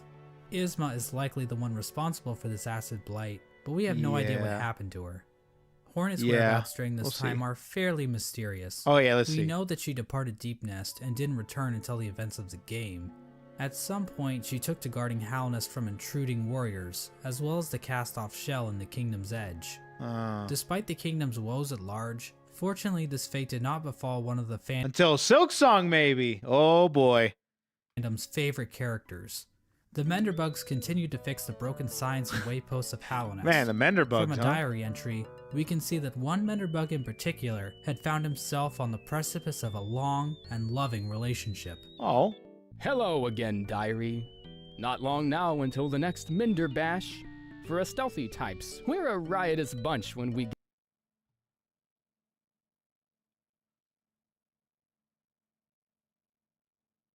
get together, and Minderberry kept flashing me that smile. It might be time to muster my courage and act on it. I love my home and my life, but sharing it with another? Why, that'd be the berry on top. Greenpath also underwent some changes during this time. The Mosskin were waiting for Un's call, which would bring them back into the dream they were originally born from. But for some reason, Un's strength deteriorated. We don't know why this happened exactly. Was it due to the White Lady claiming part of her kingdom? Was it somehow due to the infection? Some Mosskin believe that Un went into hiding, but it appears as though Un is, in fact, calling to her children. But many of the Mosskin are unable to hear or call. Instead, many Mosskin seem to have taken the Radiance's infection into their leaves, which might explain why Greenpath became overgrown with vegetation despite Un's deteriorating powers. Mossy vagabonds even openly chose to forsake Un and worship the Radiance. Yeah, that's exactly what happened with them. Another tribe to be screwed over by the Radiance is the Hive, which fell to the infection after the death of their leader, Hive Queen Vespa. But it appears as though this had little effect on their civilization. The Radiance's hive mind was already familiar to the bees, since the hive probably operated under something similar already. So in other words, the hive probably made out the best in this whole situation. Let's turn our attention back to the moths. After all, it's their god that keeps killing everybody. True. Well, the moth tribe didn't fare too well, actually, as pretty much the entire tribe died out. The only known survivor is the Seer. The Seer. Despite the loss of her tribe, the Seer continued to tend to the graves in the resting grounds, while also waiting the arrival of the Wielder, a mysterious being that her tribe has dreamt of for a while. In the Kingdom's Edge, the land became covered in ash molting off of the worm's decomposing corpse. Oh, is that what that is? Oh, Fools damn. continued to thrive. The Lord Fool passed away at some point, but nobody really seems to notice or even care. The fools inside the Colosseum were infected, but still seem to have maintained control over themselves. It seems possible that these bugs took in the infection willingly, similar to the Traitor Lord and his followers. This would have given them an edge in combat, similar to using steroids, but without the whole shrinking testicles thing. However, even the Traitor Lord and his followers went mad, so what makes these fools any more special? Probably As for the time. Pale King's champion, the Pale Lurker, well, she just went the normal kind of insane. There appears to have been another unforeseen... Just holding on to a key like she's Gollum from Lord of the Rings. Probably. I do like that NPC though. That fight was probably one of my favorite ones, just because I think the Lurker is kind of cute in a way. It's just like, I don't know. An event with the Kinda Pale cute. King's plan. When the Hollow Knight was Just wanted to stick a Lord of the Rings reference in there. Sealed, trapping the discarded vessels within. But apparently, some vessels didn't get the memo. Vessel corpses can be found littered throughout the kingdom. There's one in the Ancient Basin, one in Greenpath, and several trapped in Nosk's lair in Deep Nest. I noticed, there was... So apparently there were other... This is where I got my whole theory of, these are like probably other attempts that maybe other people have done. Kind of like these are all the deaths that occurred. I mean, you can maybe kind of say that, right? Kind of like, okay, these are all the different attempts. So like the entire player base of Hollow Knight, that's all of them, right? But another vessel that escaped from the abyss is the player character, the Knight. The Knight. The exact details on how the vessels escaped the abyss is unclear. There are indications that they might have slipped into Deep Nest through some old passageway, given void influences in part of the area, and all the corpses found in Nosk's lair. At some point, all entrances to Hallownest were closed off, with the old well in Dirtmouth being the only way to sneak back in. Despite this, several people have wormed their way into the kingdom, with few ever returning. Characters like Relic Seeker Lem seemed content to just pillage artifacts from the ruined kingdom, but other bugs seemed interested in something greater. In the Howling Cliffs rests the corpse of a member of the Grim Troop. The task of this bug appears to have been to seek out Hallownest, so that the troop might be summoned to the kingdom in the future. The Grim Troop are basically a group of bugs that serve a higher being known as the Nightmare Heart. The troop keeps the heart alive by feeding on the nightmares of fallen kingdoms. This process also involves sacrificing the troop master to his own child because, hey, look at this cool ass boss battle. Another important group that traveled to Hallownest are the God Seekers. Be cool to do that fight. Abandoned by their old gods, the gods of thunder and the gods of rain, these bugs left their home in the land of storms, seeking out a new god to worship. The God Seekers looked to gods to save them from their own silent mind. True. While traveling through the wastelands, the God Seekers constructed devices called God Tuners, which helped them seek out new gods. Through this device, they were able to detect the lingering power of the Pale King and find their way to Hallownest. When they arrived, however, the God Seeker was forced into hibernation. She was encased in a strange sarcophagus-like cocoon, which was itself chained up with a lock. It's not clear how this forced hibernation worked, seeing as the cocoon appears to have been made by the God Seeker herself. As for who put the cocoon in chains, I think the most likely candidate is the Dung Defender, considering how the God Seeker's cocoon is found in the junk pit in the waterways, an area the Dung Defender has tasked himself with protecting. This was the general picture of Hallownest after the Hollow Knight was sealed inside the Temple of the Black Egg. The kingdom was stuck in a kind of stasis, with the Pale King civilization destroyed, and the Radiance unable to break free from her chains. The Pale King was rebelling against nature, trying to keep his work standing indefinitely. The stasis over Hallownest held for an age. How long is that exactly? Well, we have no idea.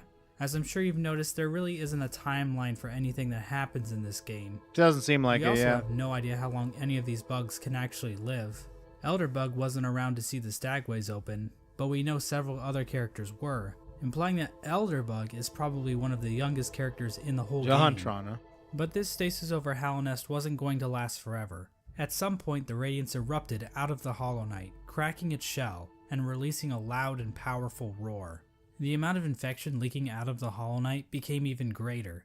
The many corpses that lined the roads and cities of the kingdom sprang to life with the amplified power of the infection.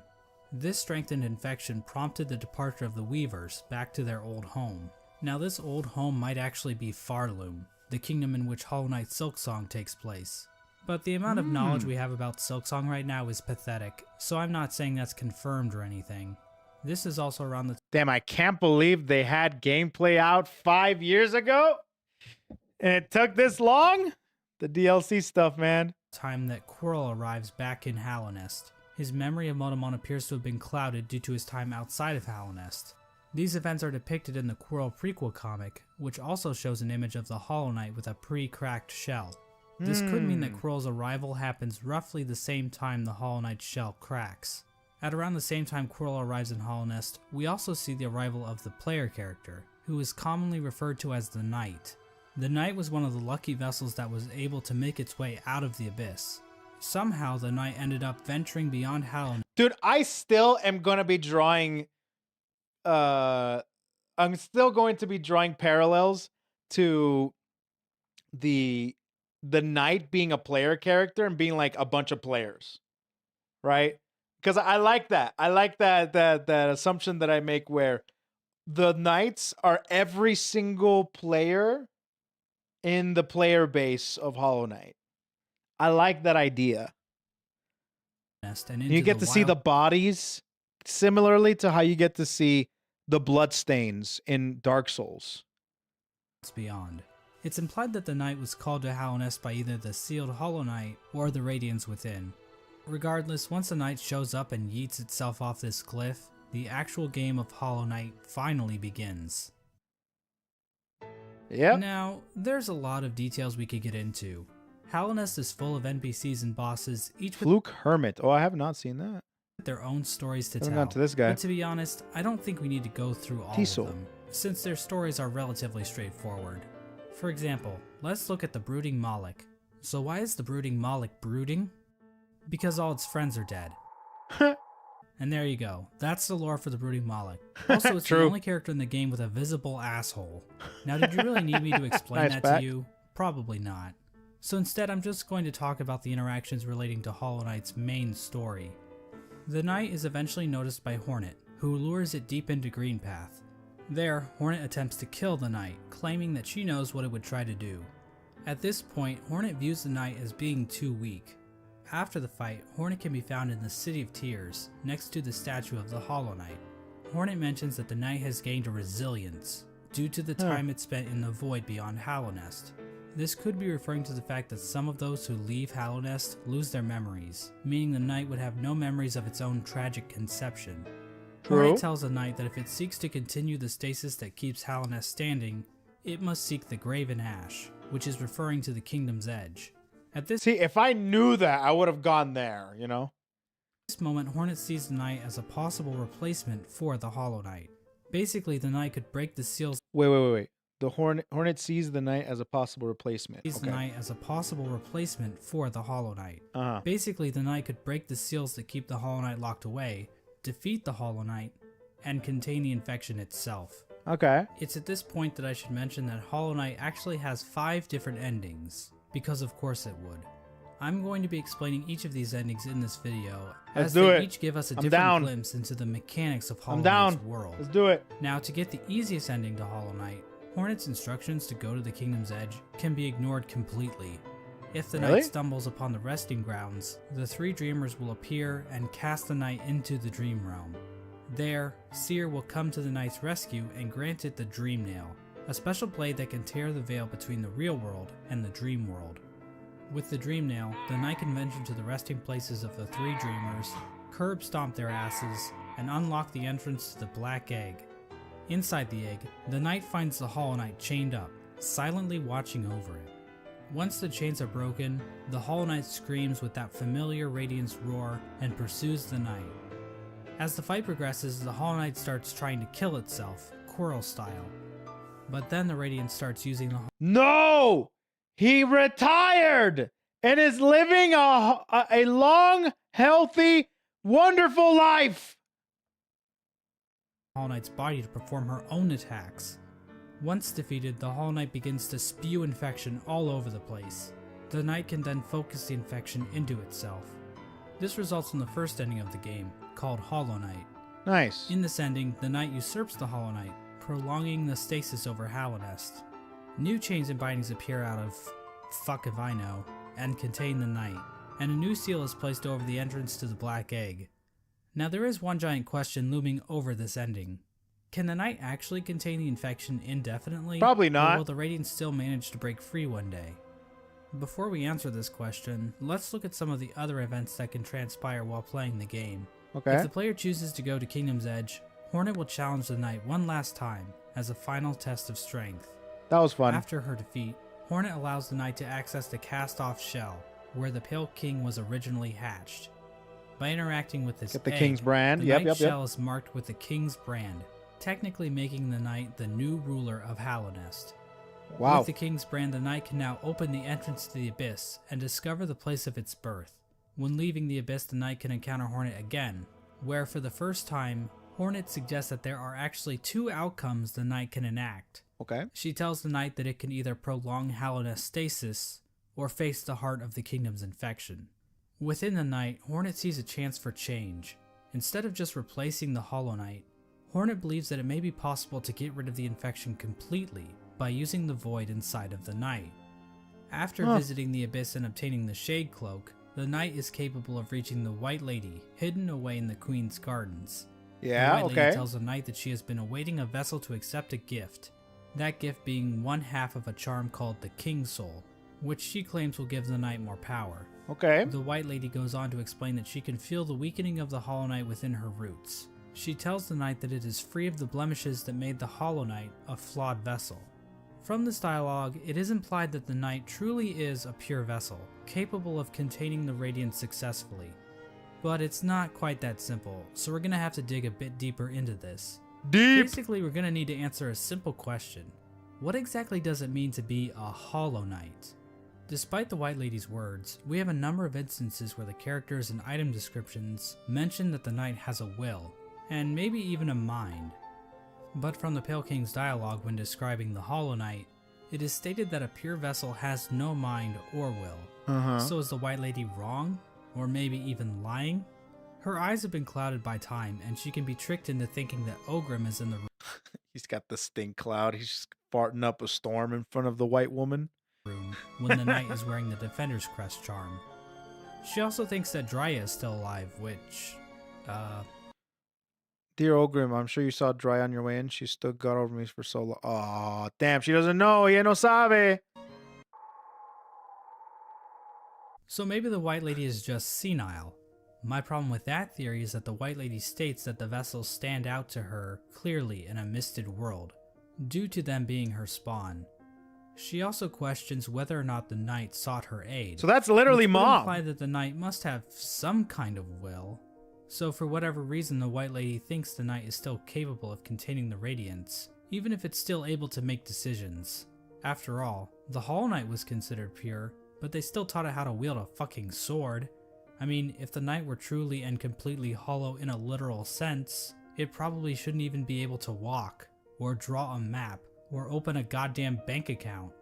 In short, this whole concept of being hollow is so abstract and hard to define. True, I don't bro. really feel comfortable giving a solid answer on whether or not the knight is or isn't truly hollow. And Yeah, I think true. the game leaves room open for other interpretations. I feel like the fact that the Hollow Knight, Of course, the White I Lady's do think that I like the theory. I like the theory of I like the idea of the Hollow Knight having some sort of sapience after the Pale King took him in, and having some sort of a bond, like a father-son bond, and that kind of was able to break the hollowness of the Hollow Knight without them knowing. So it probably could have contained it, but that little shred of like feeling is the thing that essentially broke the entire thing, right? Which at the end, he was so keen on just, and over time, he was able to build some sort of like even more of a sapience. And that's why I think he starts stabbing himself and kind of just like, let it end. You can take over. You take over. I'm done. You know what I mean? It's kind of crazy. gift is useless without I won't lie, like the Hollow Knight, but like grown up, is kind of badass looking. Probably one of the coolest designs I've seen in a while. other half of the King's Soul. In order to reach it, however, the knight must travel to the White Palace, locked inside the body of a King's Bold. In order to bypass the seal, the knight must use a fully awakened Dream Nail. It can do this by bringing 1800 essence to the seer, 1800? allowing her to sharpen the weapon's blade. If the knight does this, the seer remarks that the knight truly is the wielder that her tribe has been dreaming of. There's no explicit reason why the Moth tribe was dreaming about this supposed wielder so much, but it seems like they believe the wielder would wash away the crimes the Moth tribe committed by turning their backs on the Radiance. The seer seems to know that the knight might kill the Radiance, and she seems accepting of it, ready for her and her tribe to disappear and be forgotten forever.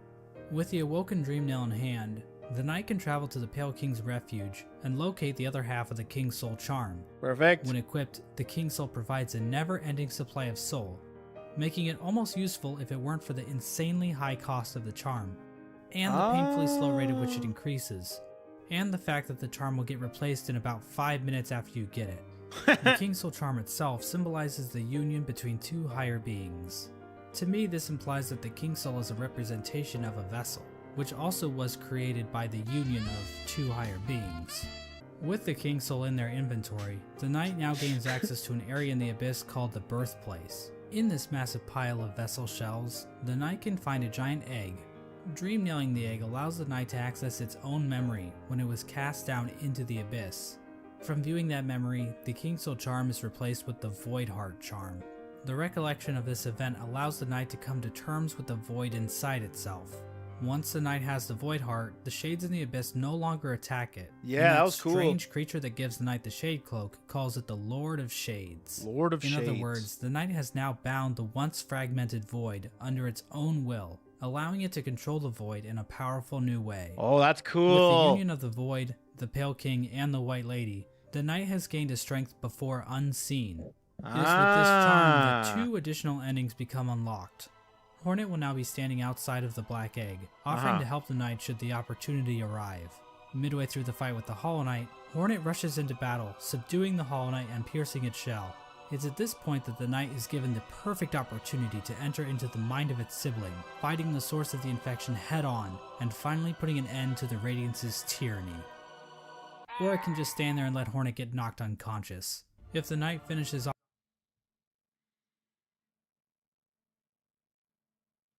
off the Hollow Knight as usual, the sealed sibling ending occurs. Basically, it's the same as the Hollow Knight ending, but now Oh my god, we're siblings! Oh my goodness, I didn't even realize it. Jonathan's my sister! Aw, she's my sister! Listen, I see red, I kill. That's it. now Hornet is in the room too, and her face appears on the door of the Black Egg. Yeah. It's not clear what exactly It means that she's a dreamer. That's her seal. You have to break her seal. She becomes a dreamer this for you. means for Hallownest. This might imply that Hornet is now a dreamer. Yeah, exactly. But she's inside the temple, meaning that no one can actually get in there to kill her should the knight ever start leaking infection. Which means it can never be opened. Meaning it's pretty freaking bad ending. At the same time, Hornet mentions that the bindings of the Black Egg would drain her, so she's probably just going to die anyway, right? Generally, people consider this to be one of the worst endings, but it's worth pointing out that Team Cherry doesn't support any one ending as being the true ending. Yeah, I Each don't know. ending is canonical in its own right, and honestly, this ending isn't the worst. At least the Knight and Hornet will get to spend some quality time together. Yeah, If some the Knight does dream sisto. of the Hollow Knight, it will be taken to an arena where it can finally fight the Radiance head-on. Here we go. But the Knight isn't alone, as the other shades from the Abyss This will is such appear a in sick order to help ending, by the corner way. This was so Radiance. much better. Eventually, the Radiance gets trapped in the tendrils of the Void. The Knight bitch slaps her a couple times, and then the Radiance is consumed into the darkness. That's The Black Egg then awesome. appears to turn to shadows, and the Void seeps down into the ground. Hornet awakens to find the Knight's broken shell lying on the floor. Yeah. We get one final shot of the shades in the Abyss going to rest, and the game is over. This ending is called the Dream No More ending. The I like Radiance is that. gone, and Hallownest is finally free from her infection. Now I think it's fair to ask a few questions about how the Dream No More ending comes about. When the Hollow Knight was initially chosen to become the pure vessel, the Abyss was sealed up, and the rest of the vessels were left to rot away. But somehow, vessels ended up outside of the Abyss. Yeah, and then dude, one of those seriously. vessels was used to replace the Hollow Knight. Exactly how much of this operation was planned, if at all? The White Lady was waiting for a vessel. Did she have any communication with Hornet? Hornet was guarding the King's Brand, the only way for a vessel to enter the Abyss. How did she know it was necessary to guard the King's Brand from weaker vessels? You know, he's onto something Hell, here. If the vessels did escape the Abyss by themselves, wouldn't it be pointless to guard the King's Brand, since the vessels could just creep back into the Abyss the same way? I'm not going to provide any good answers to these questions, because God forbid I answer anything in this entire video. But I do want to point out that no plans to actually produce the Dream No More ending are explicitly stated in-game. So we can only speculate as to whether or not the White Lady or Hornet, or maybe even the Pale King, knew that they could defeat the Radiance by creating a Lord of Shades like the Knight. Regardless, the next two endings were definitely not planned. Oh? In fact, the last two endings that were added in the Godmaster update almost feel out of place. The Godseekers basically hijack everything to the point where you don't even have to enter the Temple of the Black Egg to beat the game. Really? That's like beating Mario Bros without ever seeing Bowser. Mario But on the other Bros. hand, the Godmaster endings basically reinforce that Hallownest does not exist in a vacuum, which can help the world of Hollow Knight feel more real. Because what else is reality but just a bunch of random chaotic stuff happening all the time? If the Yeah, Knight finds I mean, the that's- Godseeker in the imagine junk pit, Silk it will Song be able is to gonna be enter like. her mind and refight all the bosses in the game. What? All of them? This is part of the Godseeker's ritual. They basically attune to the resonance of gods through ritual combat. This allows them to ascend their minds higher, and eventually, through the use of godly focus, achieve communication with the god sleeping in Hallownest's heart, the Radiance. Now I know what you're thinking. Okay. That's a pretty convoluted little religious practice they have going on here. What's next? Are they going to start measuring the knight's Theon levels? It's pretty complicated, but the point is, these Godseekers have some serious capabilities to fuck things up in Hallownest, as we're about to see. As the night makes it further and further through the 4 pantheons, the Godseekers get closer and closer to making contact with the Radiance, locked away inside the Hollow Knight. At the end of the 4th pantheon, the Radiance makes herself aware in this strange reunion cutscene between the vessels. But she isn't the only one to make an appearance. The Void itself appears to go on the attack, rising up to meet the Radiance's call. Whoa. It's at this point that the final challenge, the Pantheon of Hallownest, becomes available. The Godseeker finally acknowledges the Knight as being more than just a simple cringer, and they begin to watch the Knight more intently. After defeating like a bazillion bosses in the final Pantheon, the Knight finally comes face to face with the Absolute Radiance, a stronger, more enhanced version of the game's final boss. Weesh. Finally, the stage is set. After roughly 40 minutes of intense agony and tedious boss battles, the Knight has finally reached the ultimate enemy responsible for the destruction of Hallownest. Truly, this will be a battle for the ages. But first, let's check in on our old pal Menderbug. As it turns out, he's still alive when the Knight arrives in Hallownest. Gotta check up on the Menderbug after all this time. Let's take one last look at his diary. Check up on the Menderbug! My lovely diary. Someone's gone and broke my favorite sign. Right there at the top of the crossroads. Keeps happening too. But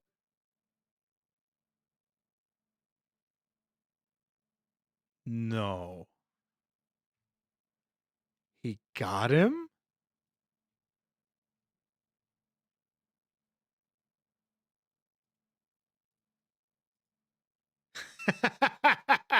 let's start by talking about... Damn, bro. He even hid the links? That's so genius. But you know, I just can't get mad about it. I should be thanking them, really. More chances to fix that beautiful... What a great complex video, sign. dude. And I've stocked up on spare parts, so I've no fear it'll ever stay broken for long. Unfortunately, the only way to ever read the Menderbug's diary is to kill him in cold blood. I'm not sure why Team Cherry thought this was necessary, but the general consensus on Reddit is that they are bloodthirsty warmongers, so it checks out. But at least Menderbug's last Do moments not will be trust spent the fixing one of Menderbugs. his favorite signs in the Forgotten Crossroads. It's comforting to think that his final seconds of consciousness were spent in total bliss, before we sent him hurtling into the infinite chasm that is Oblivion. Well, anyways. Damn. The alternate fight between the Knight and the Radiance plays out differently than in the vanilla ending.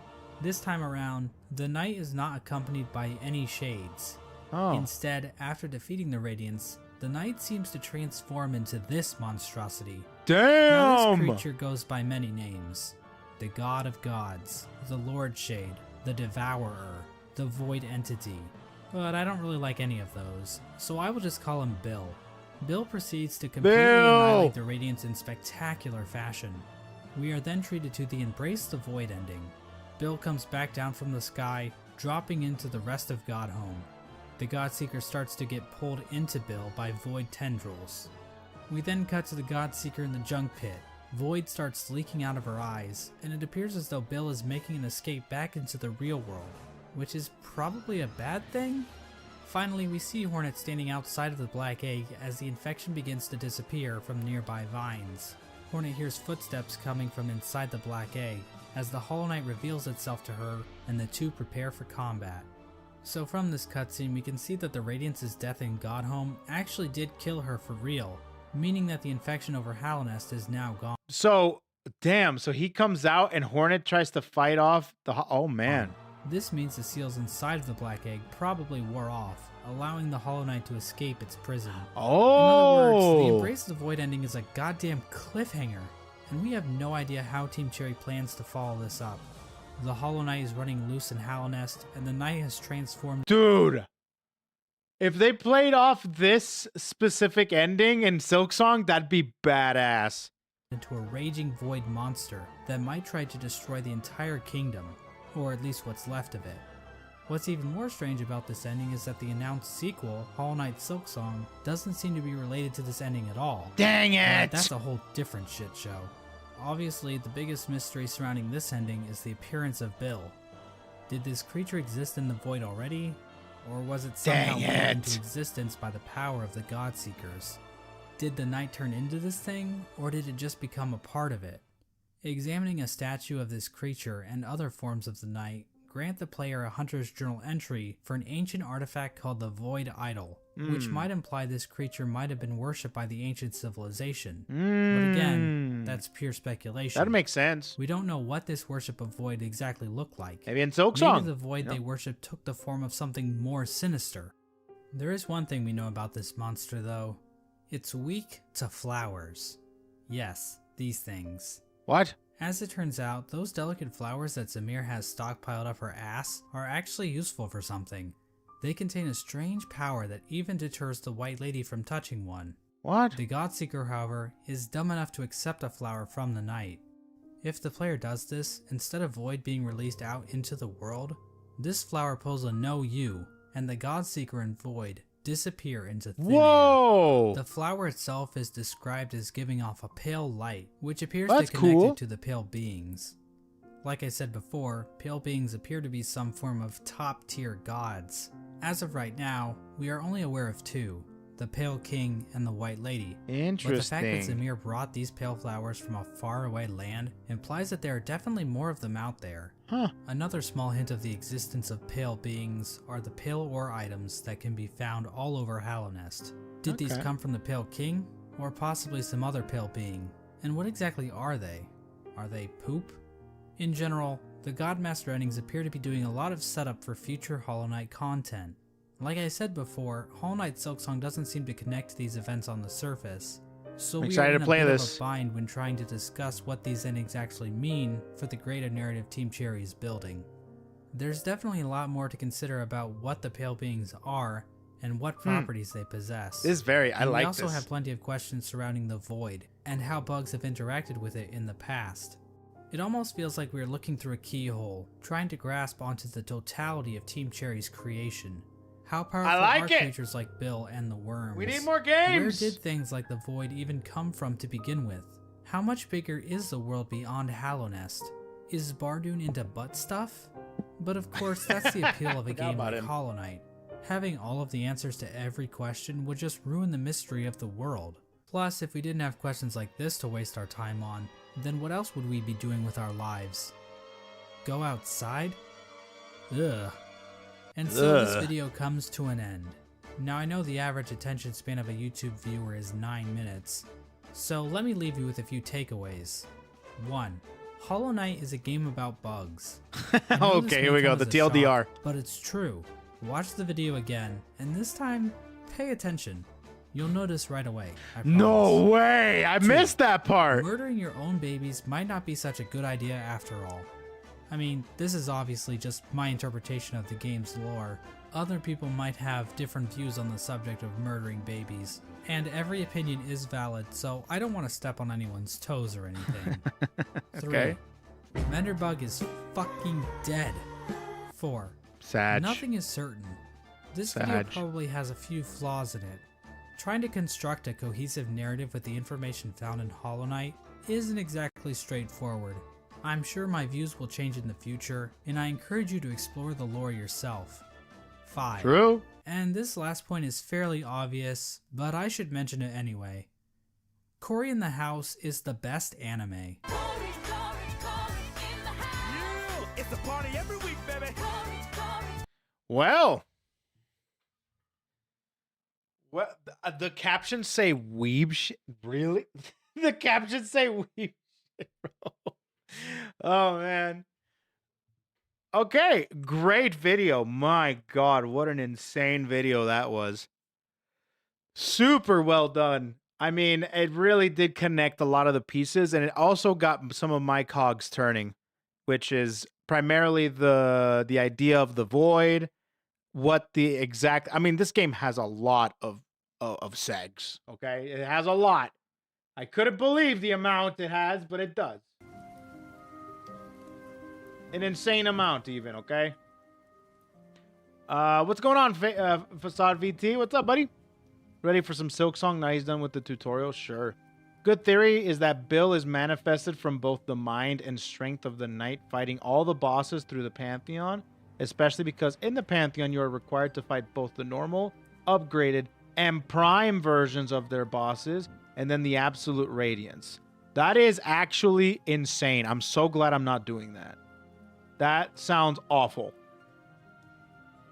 I'm watching videos. Yes, sir. I like the theory that the king saw the vessels as disposable and either didn't know or didn't want to know if the Radiance was able to be killed. After all, to unlock the true void powers needed to kill her, you need the king's soul that the Pale King has on his body.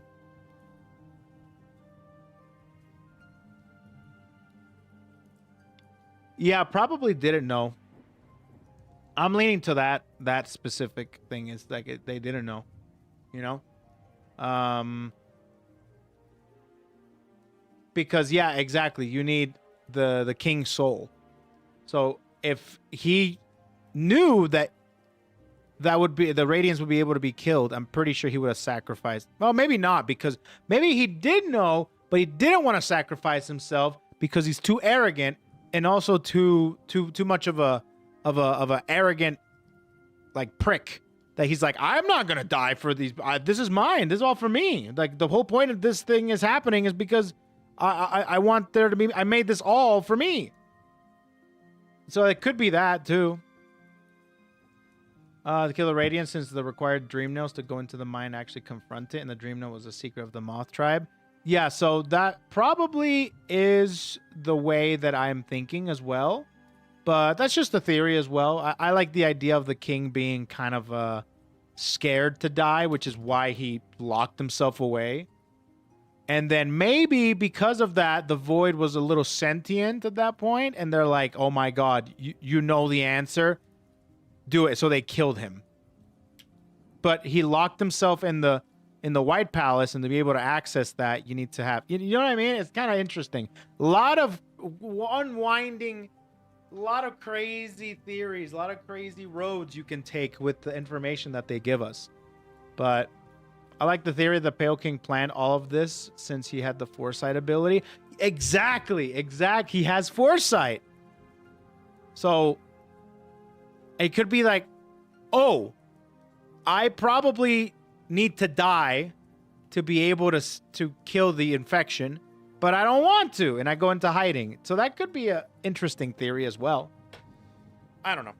Either way, great theories, great freaking lore. My goodness, I love this. This was so good to be able to piece everything together. And yeah, no, that was a great video. Fantastic video. Play Hollow Knight, dude. Play Hollow Knight. Okay. With that being said, I'm going to go to the bathroom, but I do want to see other videos. So what I'm going to do on Twitch, in particular, we have what's called a content Discord. I know. And I use this Discord to get content from you guys. It's been years. So... if you guys want to join my content Discord, it's a Discord where literally all there is just a place to drop content, and then at the end of the stream, it gets deleted. The channel. So, on Twitch, if you guys want to recommend any videos to watch, you can always do that. Actually, exclamation point content, is that still... No. That's the community Discord. If you want to join that, you can do that. But I think it's exclamation point content. I'm pretty sure is, yeah, there it is. But if you want to join my community Discord, you can always click exclamation point Discord, get a role. If not, you get kicked out. But yeah, let me go to the bathroom, and then when we come back, we can watch some more videos. BRB.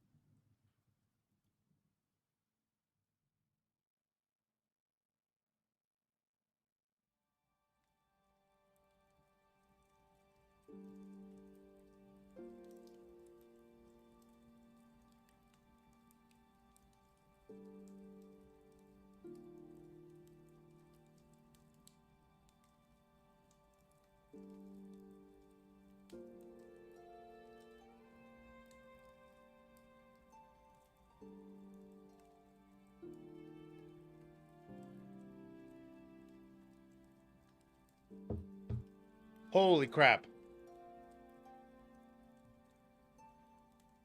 I just had a boss fight of my own.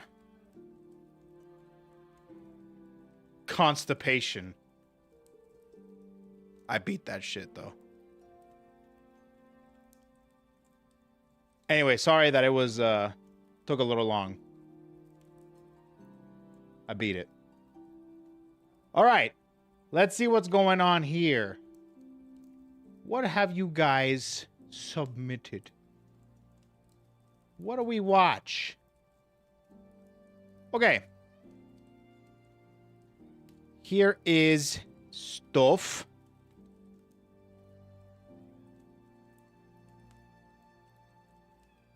Fighting for your life in the... Yeah, there's... That, I don't know why they call it the rest room. There's nothing restful about that place. That's for damn sure. All right, what's going on here? Maybe there's for crony animation. Let's do something that's not necessarily super VTubery. Maybe I will if it's a cool animation. Uma Musume Japan, character release timeline up to the 4.5 anniversary. Okay, there's that. What is this? Hollow Knight White Palace, the floor is lava challenge? Floor is lava?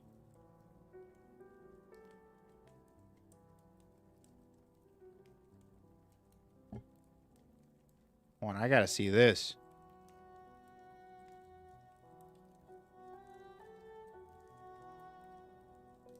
Where are you at?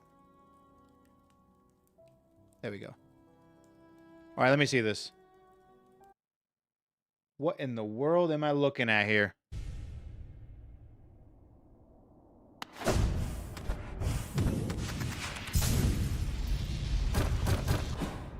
Wait, say what? Hold on. Oh, okay.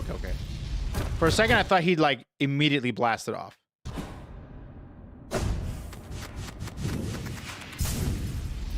Wait, can you move?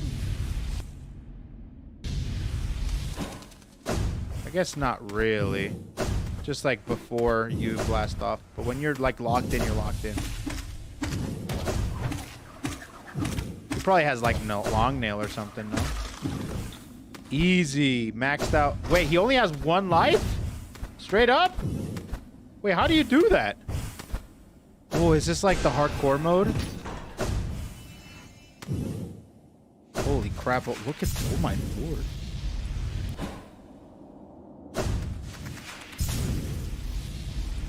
Oh, my goodness.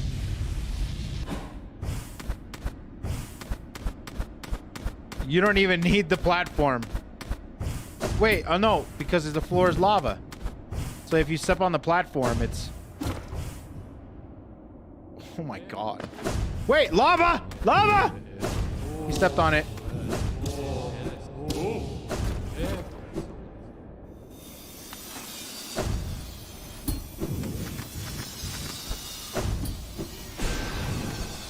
What the hell, bro?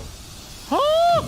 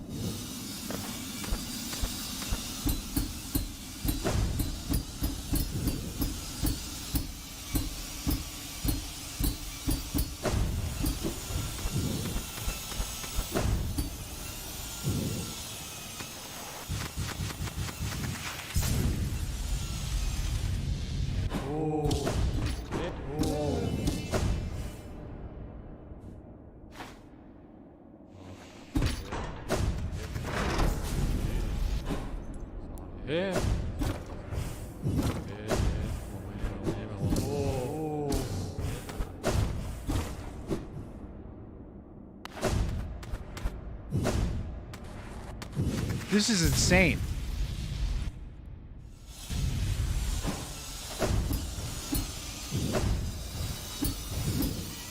What? How? Bro.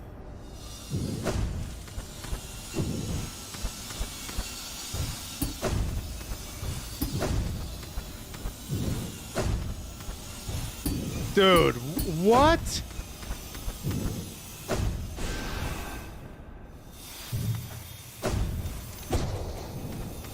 You even use the squeeze right past you there. You even use like the held down version of the slash?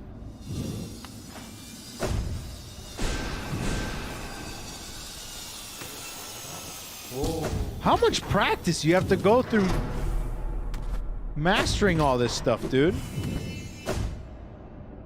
Yeah. Oh.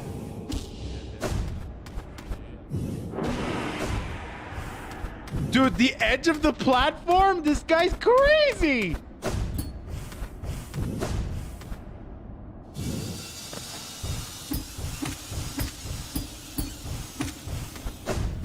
He's using such precise, controlled movement. Like the distance that you get from the... Wait, you're back here? Wait, you already went through here, right? Or maybe... No. Am I just being... I'm just senile. I think that's why.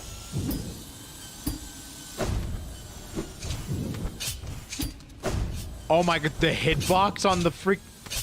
What? That's not a good one. Yeah, that's a good one. The pogo. Yeah, you would need like long nail for this. To be able to get high enough, you can hit it down below. You have like a really long nail, not just long. Dude, just squeezes. How'd you get it so perfect? Took me forever to get. How are you not dying? You're literally touching the nails. No, no, no.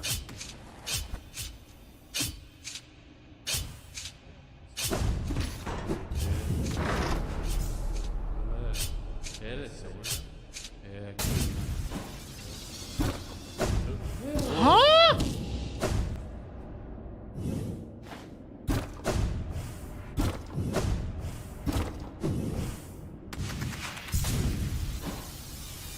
Damn, that's the perfect time to stop.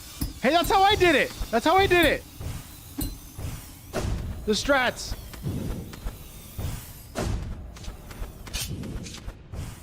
Wait, you can just wait. Hold, what? Hold the phone.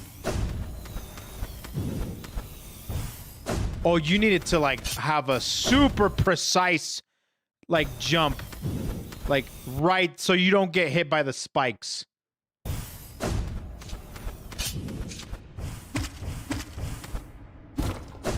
Super precise. How?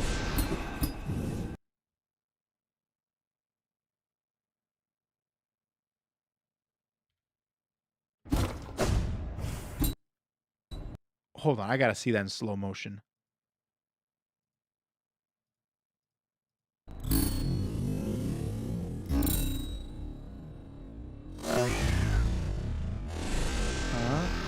Swing.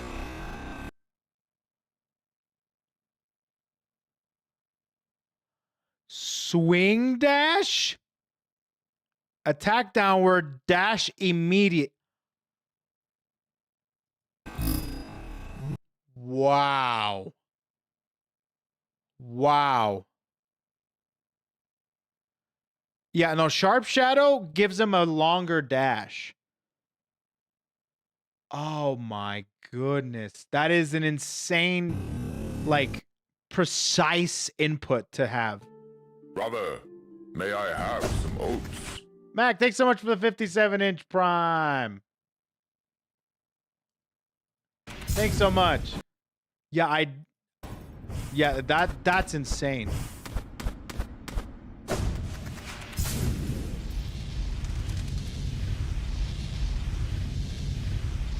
Wow.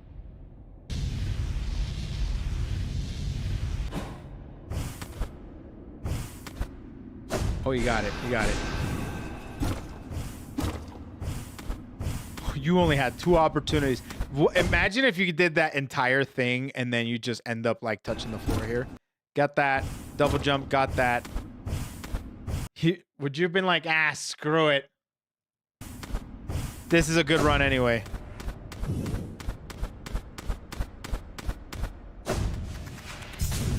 Holy crap, dude.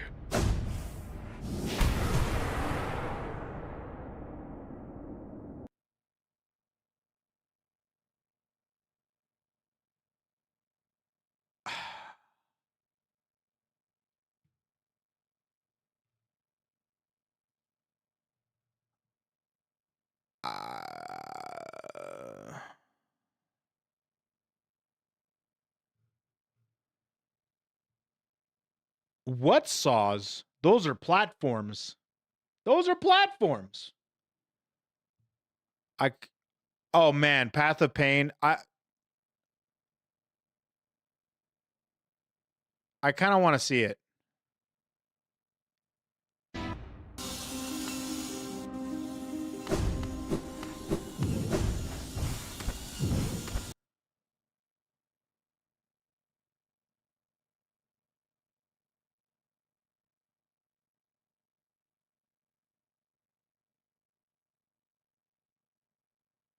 Okay.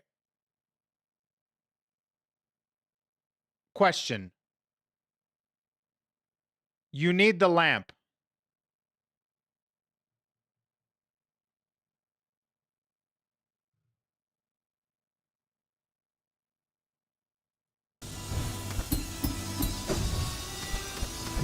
Oh, it's a mod.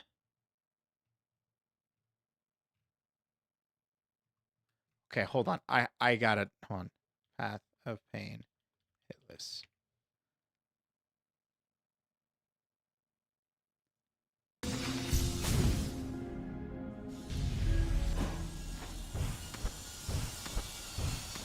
Path of Pain. I thought for a second it was in the dark. And I'm like, how? How?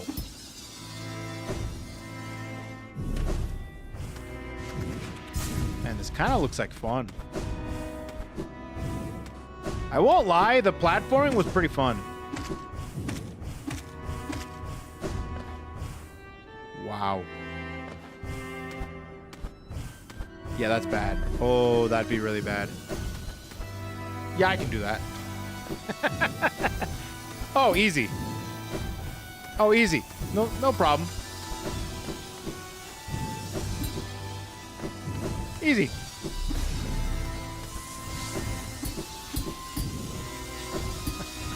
Oh my god.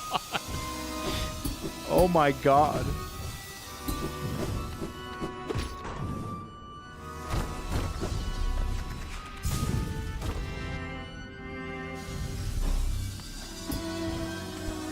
Whoa, okay.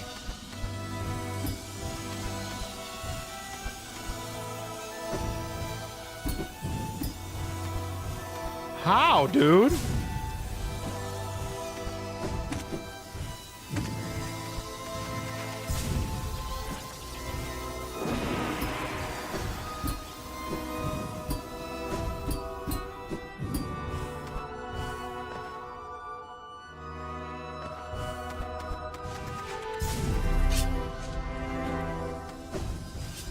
Oh my dear god.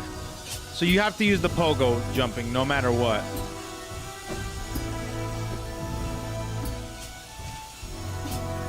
Do you get like a double jump? I swear.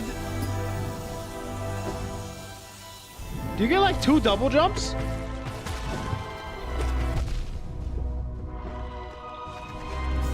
Oh my goodness.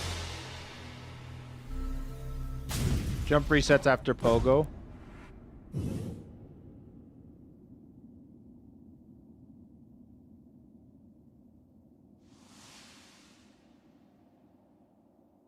That's cute. Path of Pain is cool, but I feel like that's doable and fun. However, when it comes to the pantheons and it comes to the boss rushes, that's too much. I feel like that's too much. That's like crazy to be able to beat the normal, the enhanced, and to beat the freaking the primal versions. Oh no, dude. To get to the absolute one? I don't know about that, bro.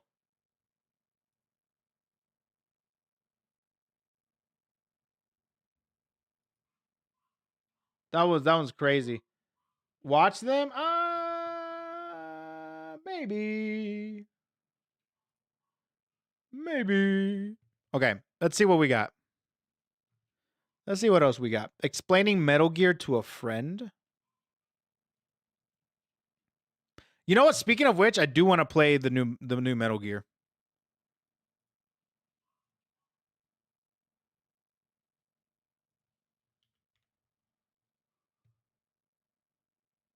All right. So this is Solid Snake. Correct. And this is also Solid Snake. No, that is not Solid Snake. What? That's Big Boss, also known as Naked Snake. So okay, he I knew is that. Snake. Correct. But not Solid Snake. Also correct. They're two different people, but they look the same. Correct. Yes. And they are voiced by the same actor. Also correct. Are yes. they at least related? Well, yes, but actually no. Explain. So Solid Snake is a genetic clone of Big Boss. So they are the same. Not at all. But he's a clone. Yes, but in the cloning process, Solid Snake only got the recessive genes of Big Boss. And where do the dominant genes go? Into his twin clone brother Liquid. Okay, I do know about this. Liquid Snake. What? Yeah, so in order to recreate Big Boss, they used his DNA to make clone babies, and then took the two strongest of those babies and put them into Eva's womb. Who? She's the overly sexualized character in Metal Gear Solid 3. I didn't know that. I didn't know that. So they both took different genes from Big Boss, neither of them are a perfect clone. Correct. That's Solid Dust Snake. There's another one. Also correct. He's the perfect clone of Big Boss and the younger brother of Solid and Liquid. But if he's the younger brother, why does he look so much older? That's because clones age faster and he had a stressful job, which was President of the United States of America. What the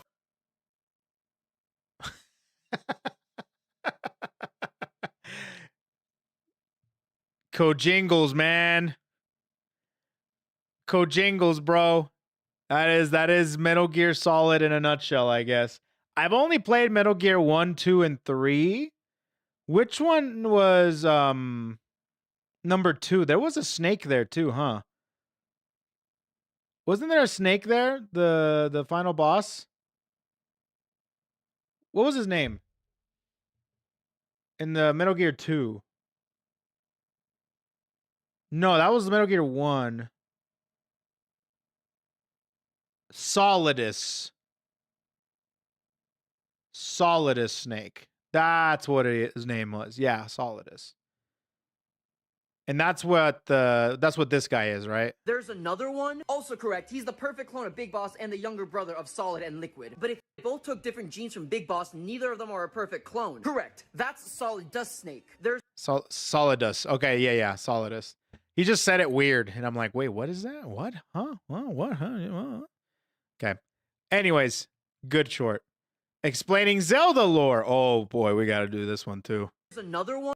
Zelda lore? Okay. How do you explain Zelda lore? So this is Link. Correct. And this is also Link. Also correct. Are they the same person? If they were, I wouldn't be making this video. Okay, so who are they then? This Link is a reincarnation of that one. Got it. And this Link is also a reincarnation of that one. Okay. And this other Link is also... I get it. Each game has a new Link. Unless it doesn't. What? Some games are direct sequels of others and have the same Link. Such as... The child Link from Ocarina of Time is the same Link that's in Majora's Mask. So okay. when he dies, his great-great-grandson or something is like the next Link? Not necessarily. Explain. There's no blood connection needed to be a Link. Some of them are distant relatives from the other, but most of the time it's just a random boy with the spirit of a hero. And what is that? So when Link and Skyward Sword beat Demise, both him and Zelda get put into an eternal cycle of being reincarnated to fight the reincarnation of Demise's hatred. So each... Really? So they were the original? Oh. I had no clue. I thought Skyward Sword was like, I don't know. Interesting. Each Zelda is also a reincarnation. Not really. What? So the first Zelda is the reincarnation of the goddess Hylia. However, each one after that has just been one of her descendants, and it's tradition to name the princess Zelda. So Zelda requires blood, but Link doesn't. Correct. This couldn't be any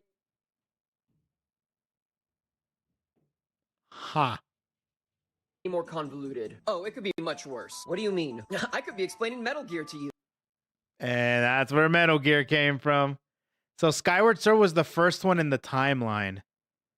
Huh. For some reason, I thought that one was Breath of the Wild. I don't know. That's crazy, though. There's a quest that you would take a delicate flower to Zemir and deliver the lover's grave at the opposite side of the map without getting hit or hurt once. Ooh, that's an insane freaking challenge, huh? Insane challenge.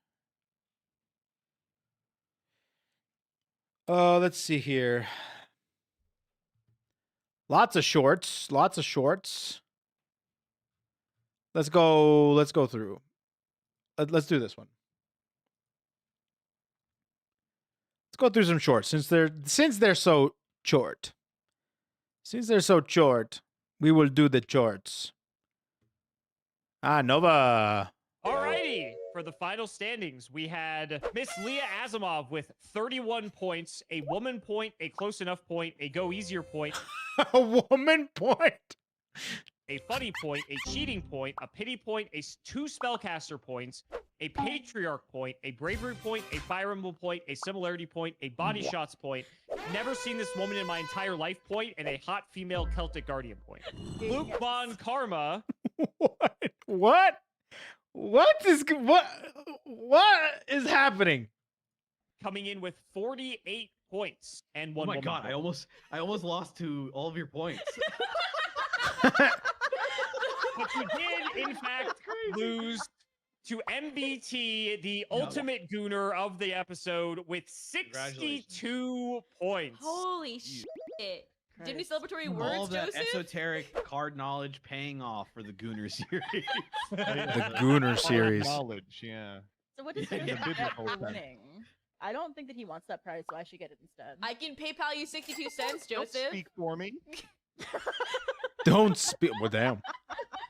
I mean, I would prefer to not choke you out, but I can. I should hope so. As a say-so meat streamer, I can't believe you. They call them meat streamers.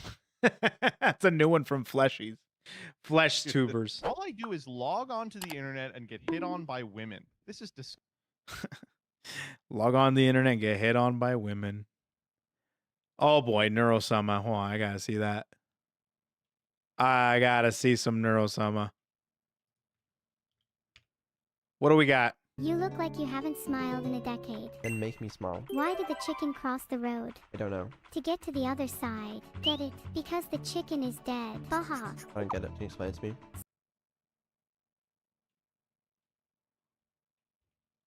So the chicken gets to the other side, as in the other side of the road, but also the other side in the context of being dead. Is it bad I only understood that joke for the first time a couple years ago? You hear that joke so much, growing up or whatever. I just never got it. It's a pretty dark joke when you think about it. Yeah, there was a bunch of people in chat just understanding the joke for the first time. Because I always thought it was just almost an anti-joke, it just wasn't funny. Obviously, just crossing the road together. It was I don't know, maybe I'm actually just stupid. Wow.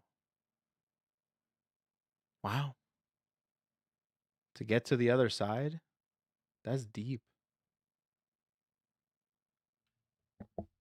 We're hitting some deep notes with today's stream, chat. Get to the other side. Huh. Never would have thought that it was a dark joke this whole time.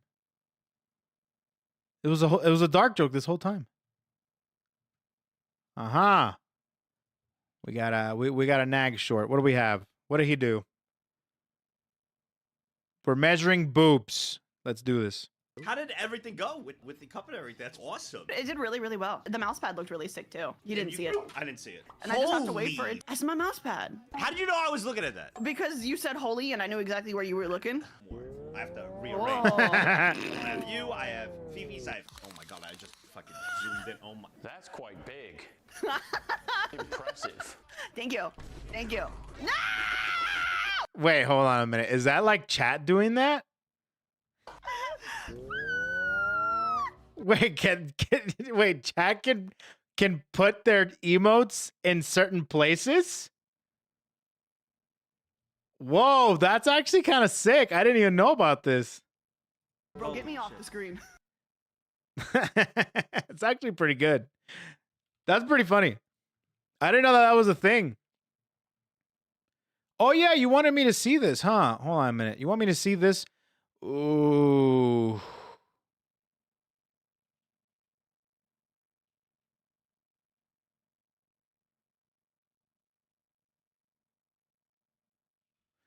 I don't know if I can see this. Oh man. Not on YouTube. Well, hold on. YouTube chat. I can probably remove it. We can listen to it, but I'll have to remove it. Since I restarted the stream, I can mute it. I can remove it completely from YouTube stream. If the VOD is a certain amount, like if it's lengthy, then I can't remove it, unfortunately, which is really dumb, but I think I can remove it. So let's go ahead and we'll take the Demka for now, and then we'll remove it. God, the animation's so good. So they always have been good. All of them. I mean, every single one that I like, you know, I'm Your Treasure Box, Ahoy, I'm Your Treasure Box. What's the other one again? I can't remember the name of it, but it's the one that she goes Ahoy. Then you have I and stuff, and you have that City Pop song that she had, and she had so many different. There's so many different musics or songs that she's done that where the animation is just top tier, top notch, nothing like it. But that's nothing new to Marin and stuff. When it comes to the actual song, all of them check off every single checklist of mine. I love high energy, fast paced. I love spicy music. This was definitely very spicy. I don't know if I necessarily will make this a playlist song. I might have to listen to it multiple times or maybe listen to it live. But yeah, I think this one is not necessarily for me. I don't know why. It literally is up my alley completely because it follows all the check marks of what she's usually done. But I don't know. This one in particular didn't really hit with me too much. But man, absolutely love. This one was probably one of my favorite animations because I is probably my favorite one of all time, but this one I think is a close second because I love the dancing. The dancing is sick. And everything about it is just visual eye candy. So that's my thoughts on the song. Not too bad. Stinky Little Baby. She made a song called Stinky Little Baby.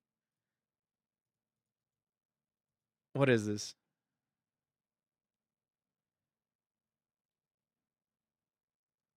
Stinky little baby, you need a shower. Stinky little baby, you smell like sour. Stinky little baby, you smell like pee and poo. Wait, isn't this an actual song? Isn't this like an actual song? Bum, bum, bum, bum, bum, bum, bum. Bum, bum, bum, bum, bum. Beep, beep, beep, beep, beep, beep. I heard it like once, like a couple different times. I know, yeah. It's like a little fun like thing cover. So, beep, beep, beep, beep, beep. You can ask the flowers. Beep, beep, beep, boo, boo. I don't know, something like that. Oh yeah. I know. Oh, it's pretty little baby. Pretty little baby. Bumpy, bumpy. I don't know, bro. Either way, cool. little fun cover. Day 9 of A ranking Mihono Bourbon. How's it going? How's it going? Is it going good? How's it going for you?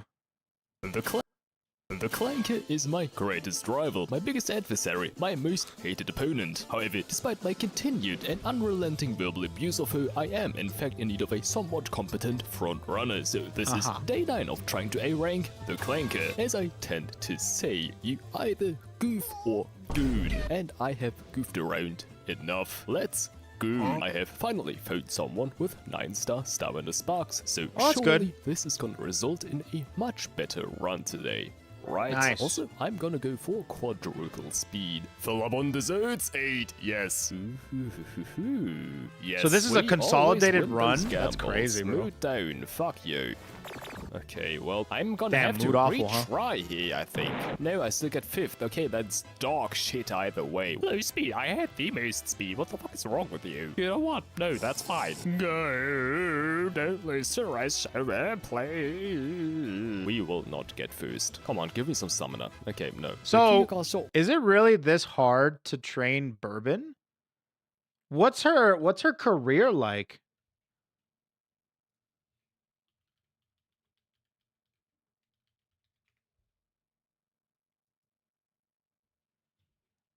What's her? She has. Okay. Mile, medium, long, medium, long. Okay. So, oh, wow. So you have miles and then medium, long. So you have you have quite a bit of time to be able to. What's her aptitude here? Character info. Okay. What do we have here? Medium, long. Oh. I see. I see. Okay. Then you have stamina, power. Actually, that's pretty good. I like this specific loadout right here. I like when they have a little bit of power. So when you train speed, because you're gonna have mostly speed things, it's nice. So she's a front runner. With a B in mile and B in long, you need to have those things for the aptitude stuff. Okay, not terrible. Not terrible. Okay. Might spell trouble for me. Fuck it, I'm gonna do that. Get You in did there. it! Always gamble. Okay, no late start. Wow, yay, yippee. Ooh. Well, I'm gonna have to gamble. Activate health chakra. Go ahead. Yay. She did it. Okay, well, and she got tissues. Hey, lovely. I think Lol. this run is cursed. I think this game just doesn't want me to A-rank her. Wait, what? Why did... Okay, I got a C and paste chaser. Not her. No stamina. Okay, I've got 600 stamina. Shut the fuck up. I probably would have had enough if Super Freak had given me Swinging Maestro, but she did, the fucking whore. Let's start. Fuck off. It's gone well before, and it's gonna go well again. Nice. Always gamble. Good. Swinging That Maestro. always, even if it's somebody else, I still pucker up every time I have anybody have more than even 20% chances of failing. I still pucker up, dude. Wow, thank you. Senior year, late October. Okay, please don't lose. Hold it. Yes, I'm gonna have to gamble on that. Yeah. Okay, cool. My ball sack is tingling to do this. You know what? This run is not gonna be my best one either way. Has anyone actually ever won a 99% failure rate gamble? No. So I'm gonna Don't do it. That it is in fact. Just doable. go with. Okay, yeah. Naturally, that was gonna happen. Wait, did it really go from great to bad? In fact, doable. Okay, yeah. Naturally, that was gonna happen. I can't complain. I knew what was gonna happen.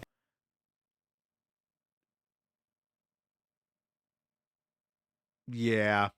Yeah, okay, we still win either way. It's a low chance to happen. So it didn't matter, barely. Yeah, this was just shit. Fucking subscribe. To be honest, if your objective is to get an A rank, doing that was kind of dumb. But it's fine. It's fine. All right. That's a pretty cool little neat shorts series that you can do. That's kind of cool. That's pretty neat. Woman is both. Oh, it's just shorts. Is that all you guys watch? It's just shorts? That's funny.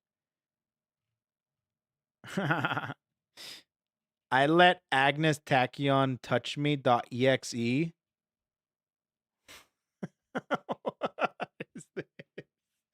What is this?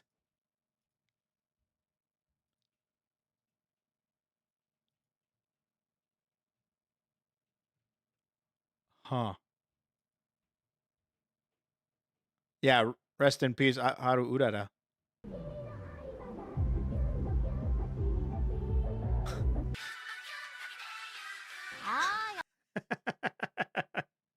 This is pretty good. Was this from the anime?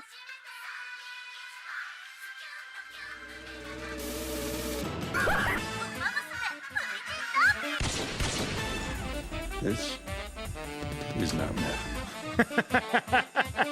Okay. Holy crap. Oh no! Yeah, dude, amen. That's how I feel every time. Corner. Yes, science. Okay.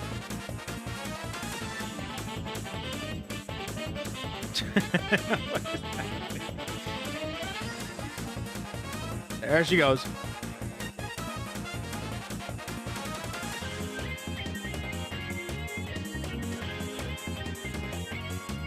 Okay, I thought for a second Special Week was gonna steal it.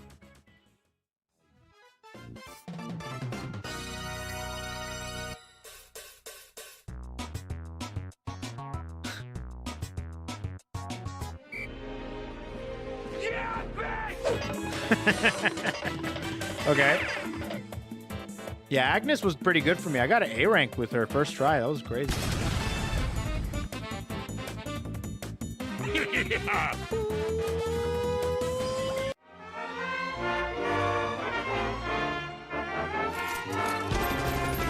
Manhattan. I will burn this planet down before I spend another minute living among these animals. Are you not happy, or you're only half happy, or? I'm still to be happy about. You're too old. Job's not finished. Job finished? I don't think so. Okay.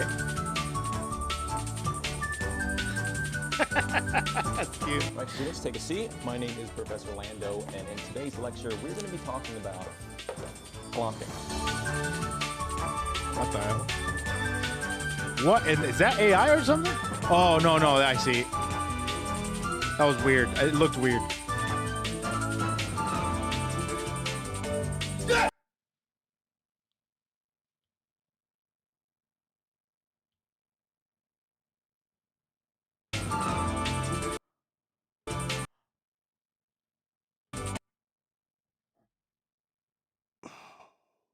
You have any idea how much damage that probably does?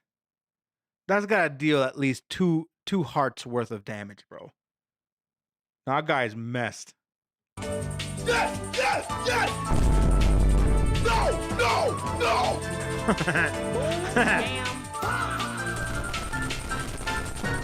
There is no passion, there is no vision, there is no aggression, there is no fucking mindset.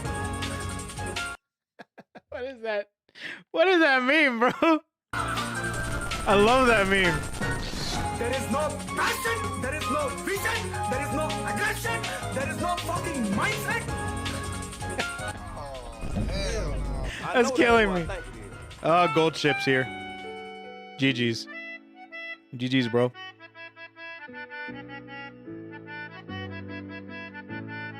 Aglet Tentacion? Aglet Tentacion? I ain't gonna lie, I'm getting cooked. I'm getting cooked. All right.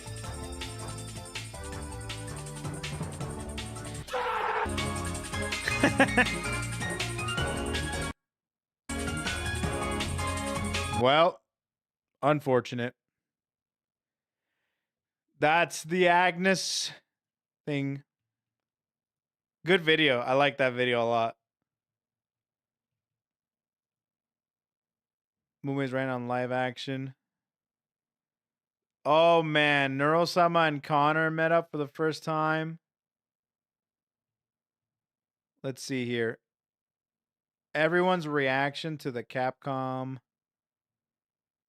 Edge's Wild Royal Rumble story. Let's see what else is around here. Is that an actual one of the races? Would this be the year Japanese horse finally wins the Prix de l'Arc de Triomphe? Huh. Polishing a rusty knife? I actually love these videos.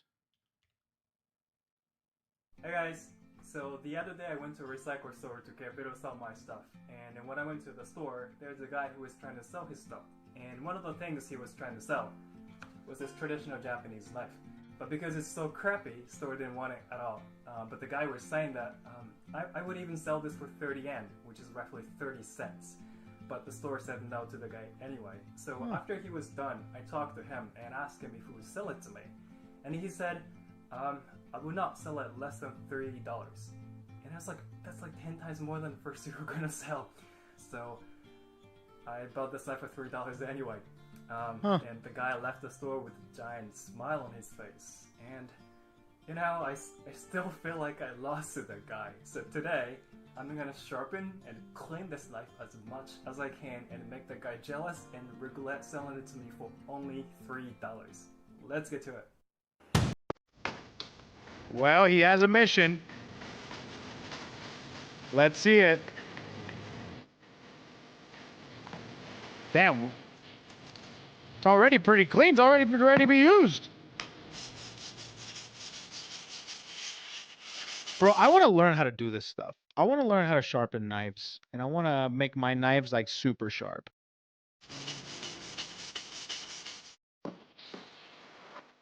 I love restoration videos, but some of them are a bit too long.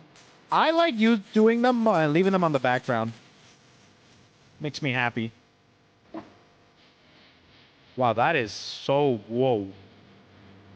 That is nutty. He knows what he's doing. Wow. So what is that? Is that oil or is that water?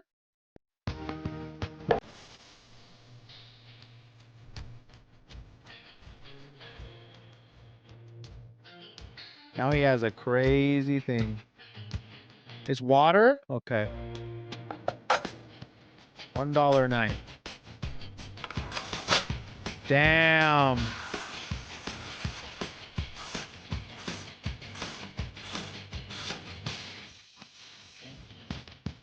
Good job. Whoa! Damn, he dropped the tomato on it?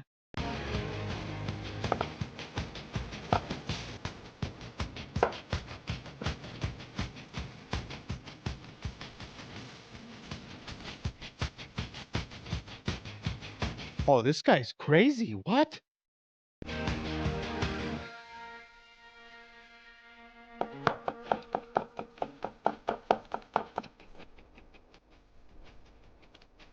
This guy don't play around.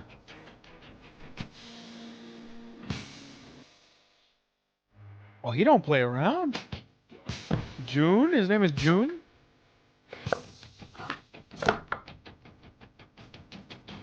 Oh, yeah. Look at that.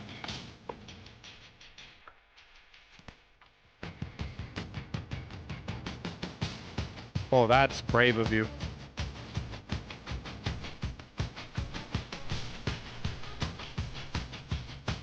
Very brave of you.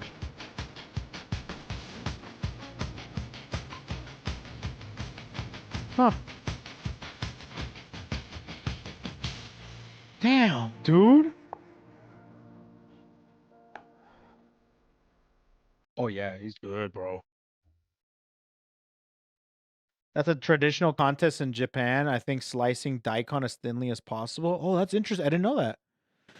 His wife is American, and they used to post a lot of content about their cats. Oh, okay, cool. What is it? June's Kitchen. Wow, 5.5. Yeah, 55 million views. Yeah, this guy's a pro. He's a pro. He's a pro.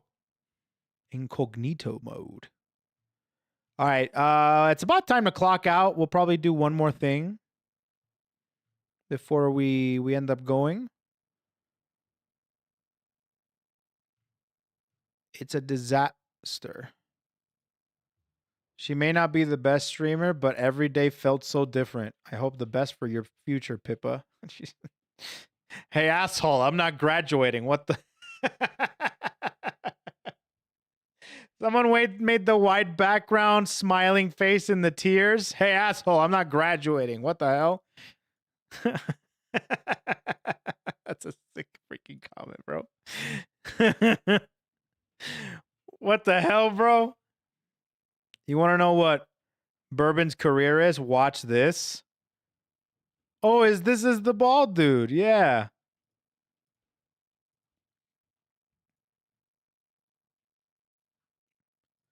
Ah, damn.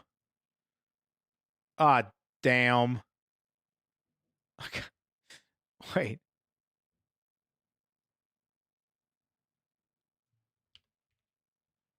Oh, damn. Ah, damn. Hold on. Copy link. There we go. Watch this? 36 minutes? Bro, I'm not watching that whole thing right now.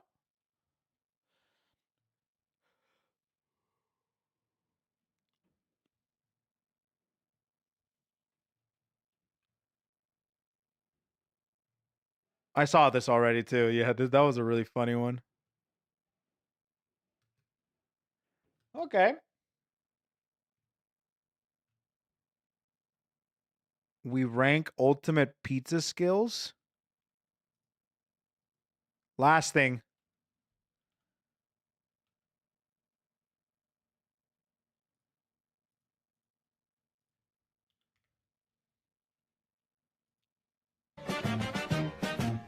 Mama dear, come over here and see who's looking in the window. Oh, nice. I actually used to do this. I used to work at a pizza place, actually. I was the pizza guy. I was the best pizza guy in the place.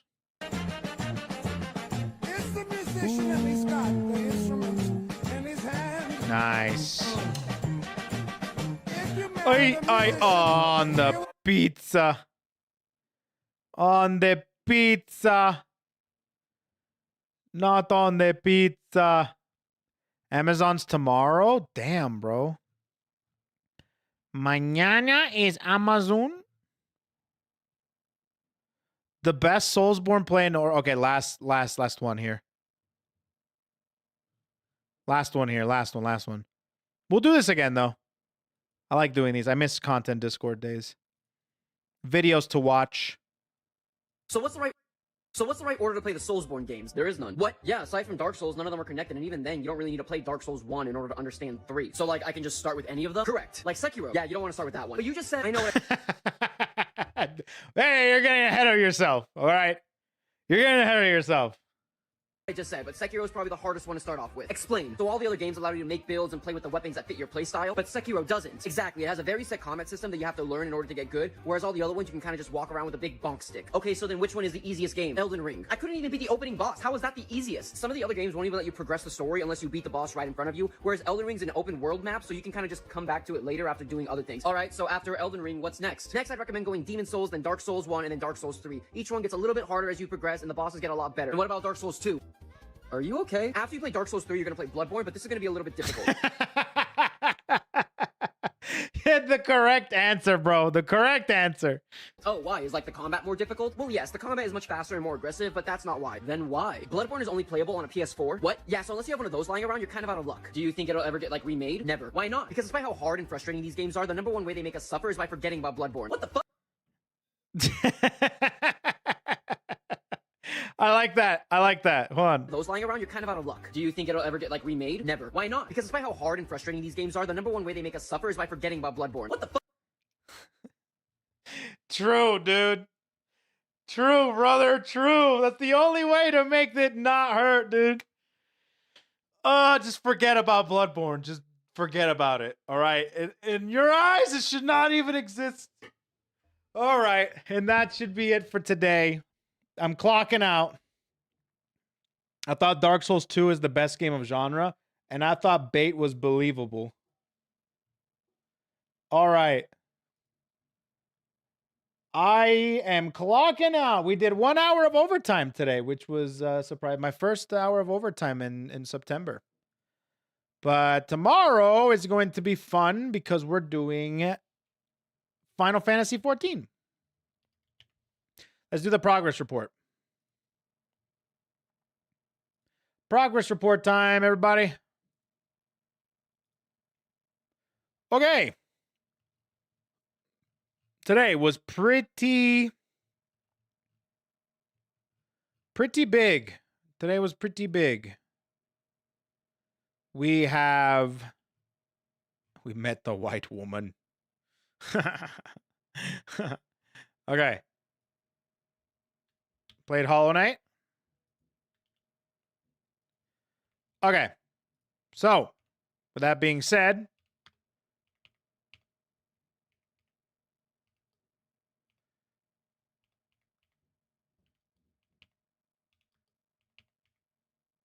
there we go. Okay, so what do we do? Finished, true ending. Okay, hold on a minute.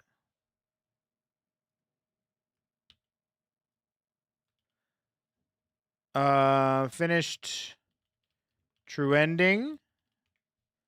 Let's see. Defeated white defender. Defeated lost kin. Defeated what's the knight called? False knight or something? False knight.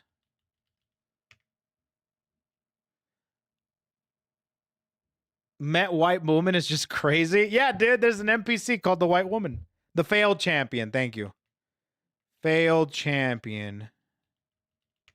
I also what did I do today? That's pretty much it. Oh, God. Got the other neutral ending. The other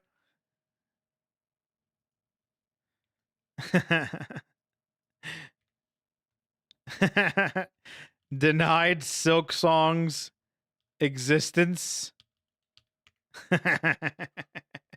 Yeah. Let me see here.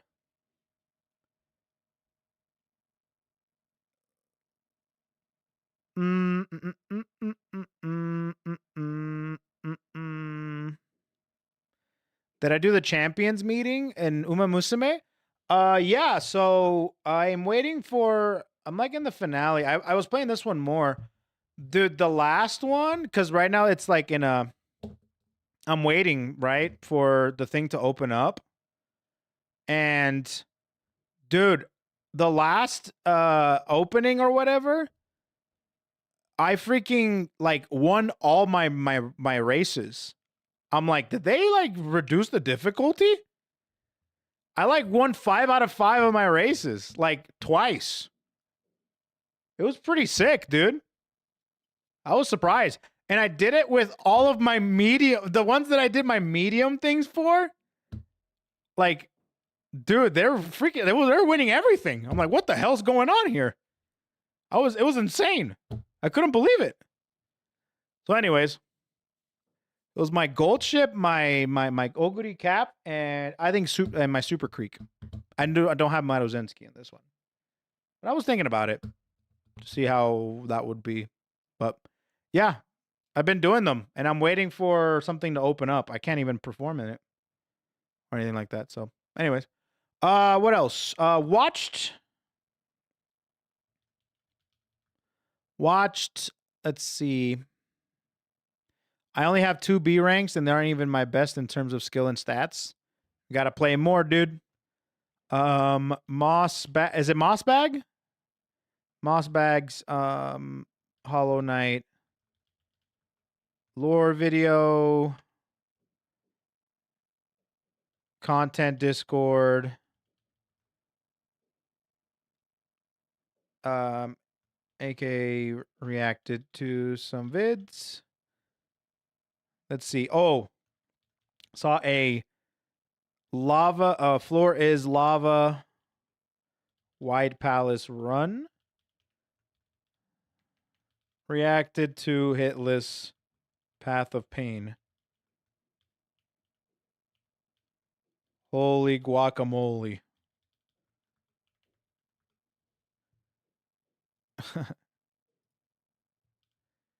I'm gonna do this. I'm doing that. A floor is lava. Okay. Floor, not floor lava. Floor is lava. Yeah. There we go. Reacted to Floor is lava. White Palace run. There we go. I think that's pretty much that. Not too bad. We were able to get things done there. Oh, no way. I'm not doing a run like that. No shot in hell, man. That's a lot, man. That's a lot. That's a lot, bro. That's a lot. Anyways, I am done for the day. Oh yeah, reacted to Marin's music video. Reacted to Marin's music video. It was like horny pirate. Horny honey pirate. That's what it is. Or something like that. Yeah. There we go. Oh, horny honey money. That's what it is. Horny money world. Oh, my bad. Horny honey money bunny. Horny honey money bunny. Horny money world. That's what it is. Horny honey money bunny funny. Or funny bunny. Did you guys react to that music video? The horny honey money funny bunny? Damn, okay, that's crazy. Did you see that music video? The horny honey money funny bunny? Eh? Did you guys see that music video? The horny honey bunny funny? Dang it. Have you guys seen that music video of Marin? The horny honey money funny? Have you guys seen that music video? The horny honey funny funny? Horny honey money funny bunny. Have you guys seen the music video for the horny honey money funny bunny? Have you guys seen that music video? The horny honey funny money bunny? Horny honey money funny bunny. Have you guys seen that music video of the horny honey funny money bunny? I'm trying to get it. I'm trying to get the take. Have you guys seen the horny money funny bunny bunny? Have you guys seen the horny honey funny money bunny? Have you guys seen the horny honey money funny bunny? I almost had it. I gotta do it smooth. Have you guys seen the horny money funny bunny? I said bunny twice. Have you guys seen the horny money funny bunny? I think I switched honey and funny. Have you guys seen the horny money funny bunny? Dang it! Have you guys seen the horny honey money funny bunny music? Okay, I gotta say it fast now. Have you guys seen the horny money funny bunny? I'm done. All right, we're done for the day. Thanks so much for tuning in, everybody. Much love. I'm clocking out for the day. Thanks for tuning in. Tomorrow is another stream. We're gonna be here at 10 a.m. And yeah, thanks for the overtime today, guys. Thanks, chat. Appreciate you guys giving me overtime. And I'll see you guys tomorrow. All right, I'll set you all free. Bye, YouTube. We'll do this again. We'll do some more content Discord days. All right, bye, guys. Take it easy. Bye-bye. No raid.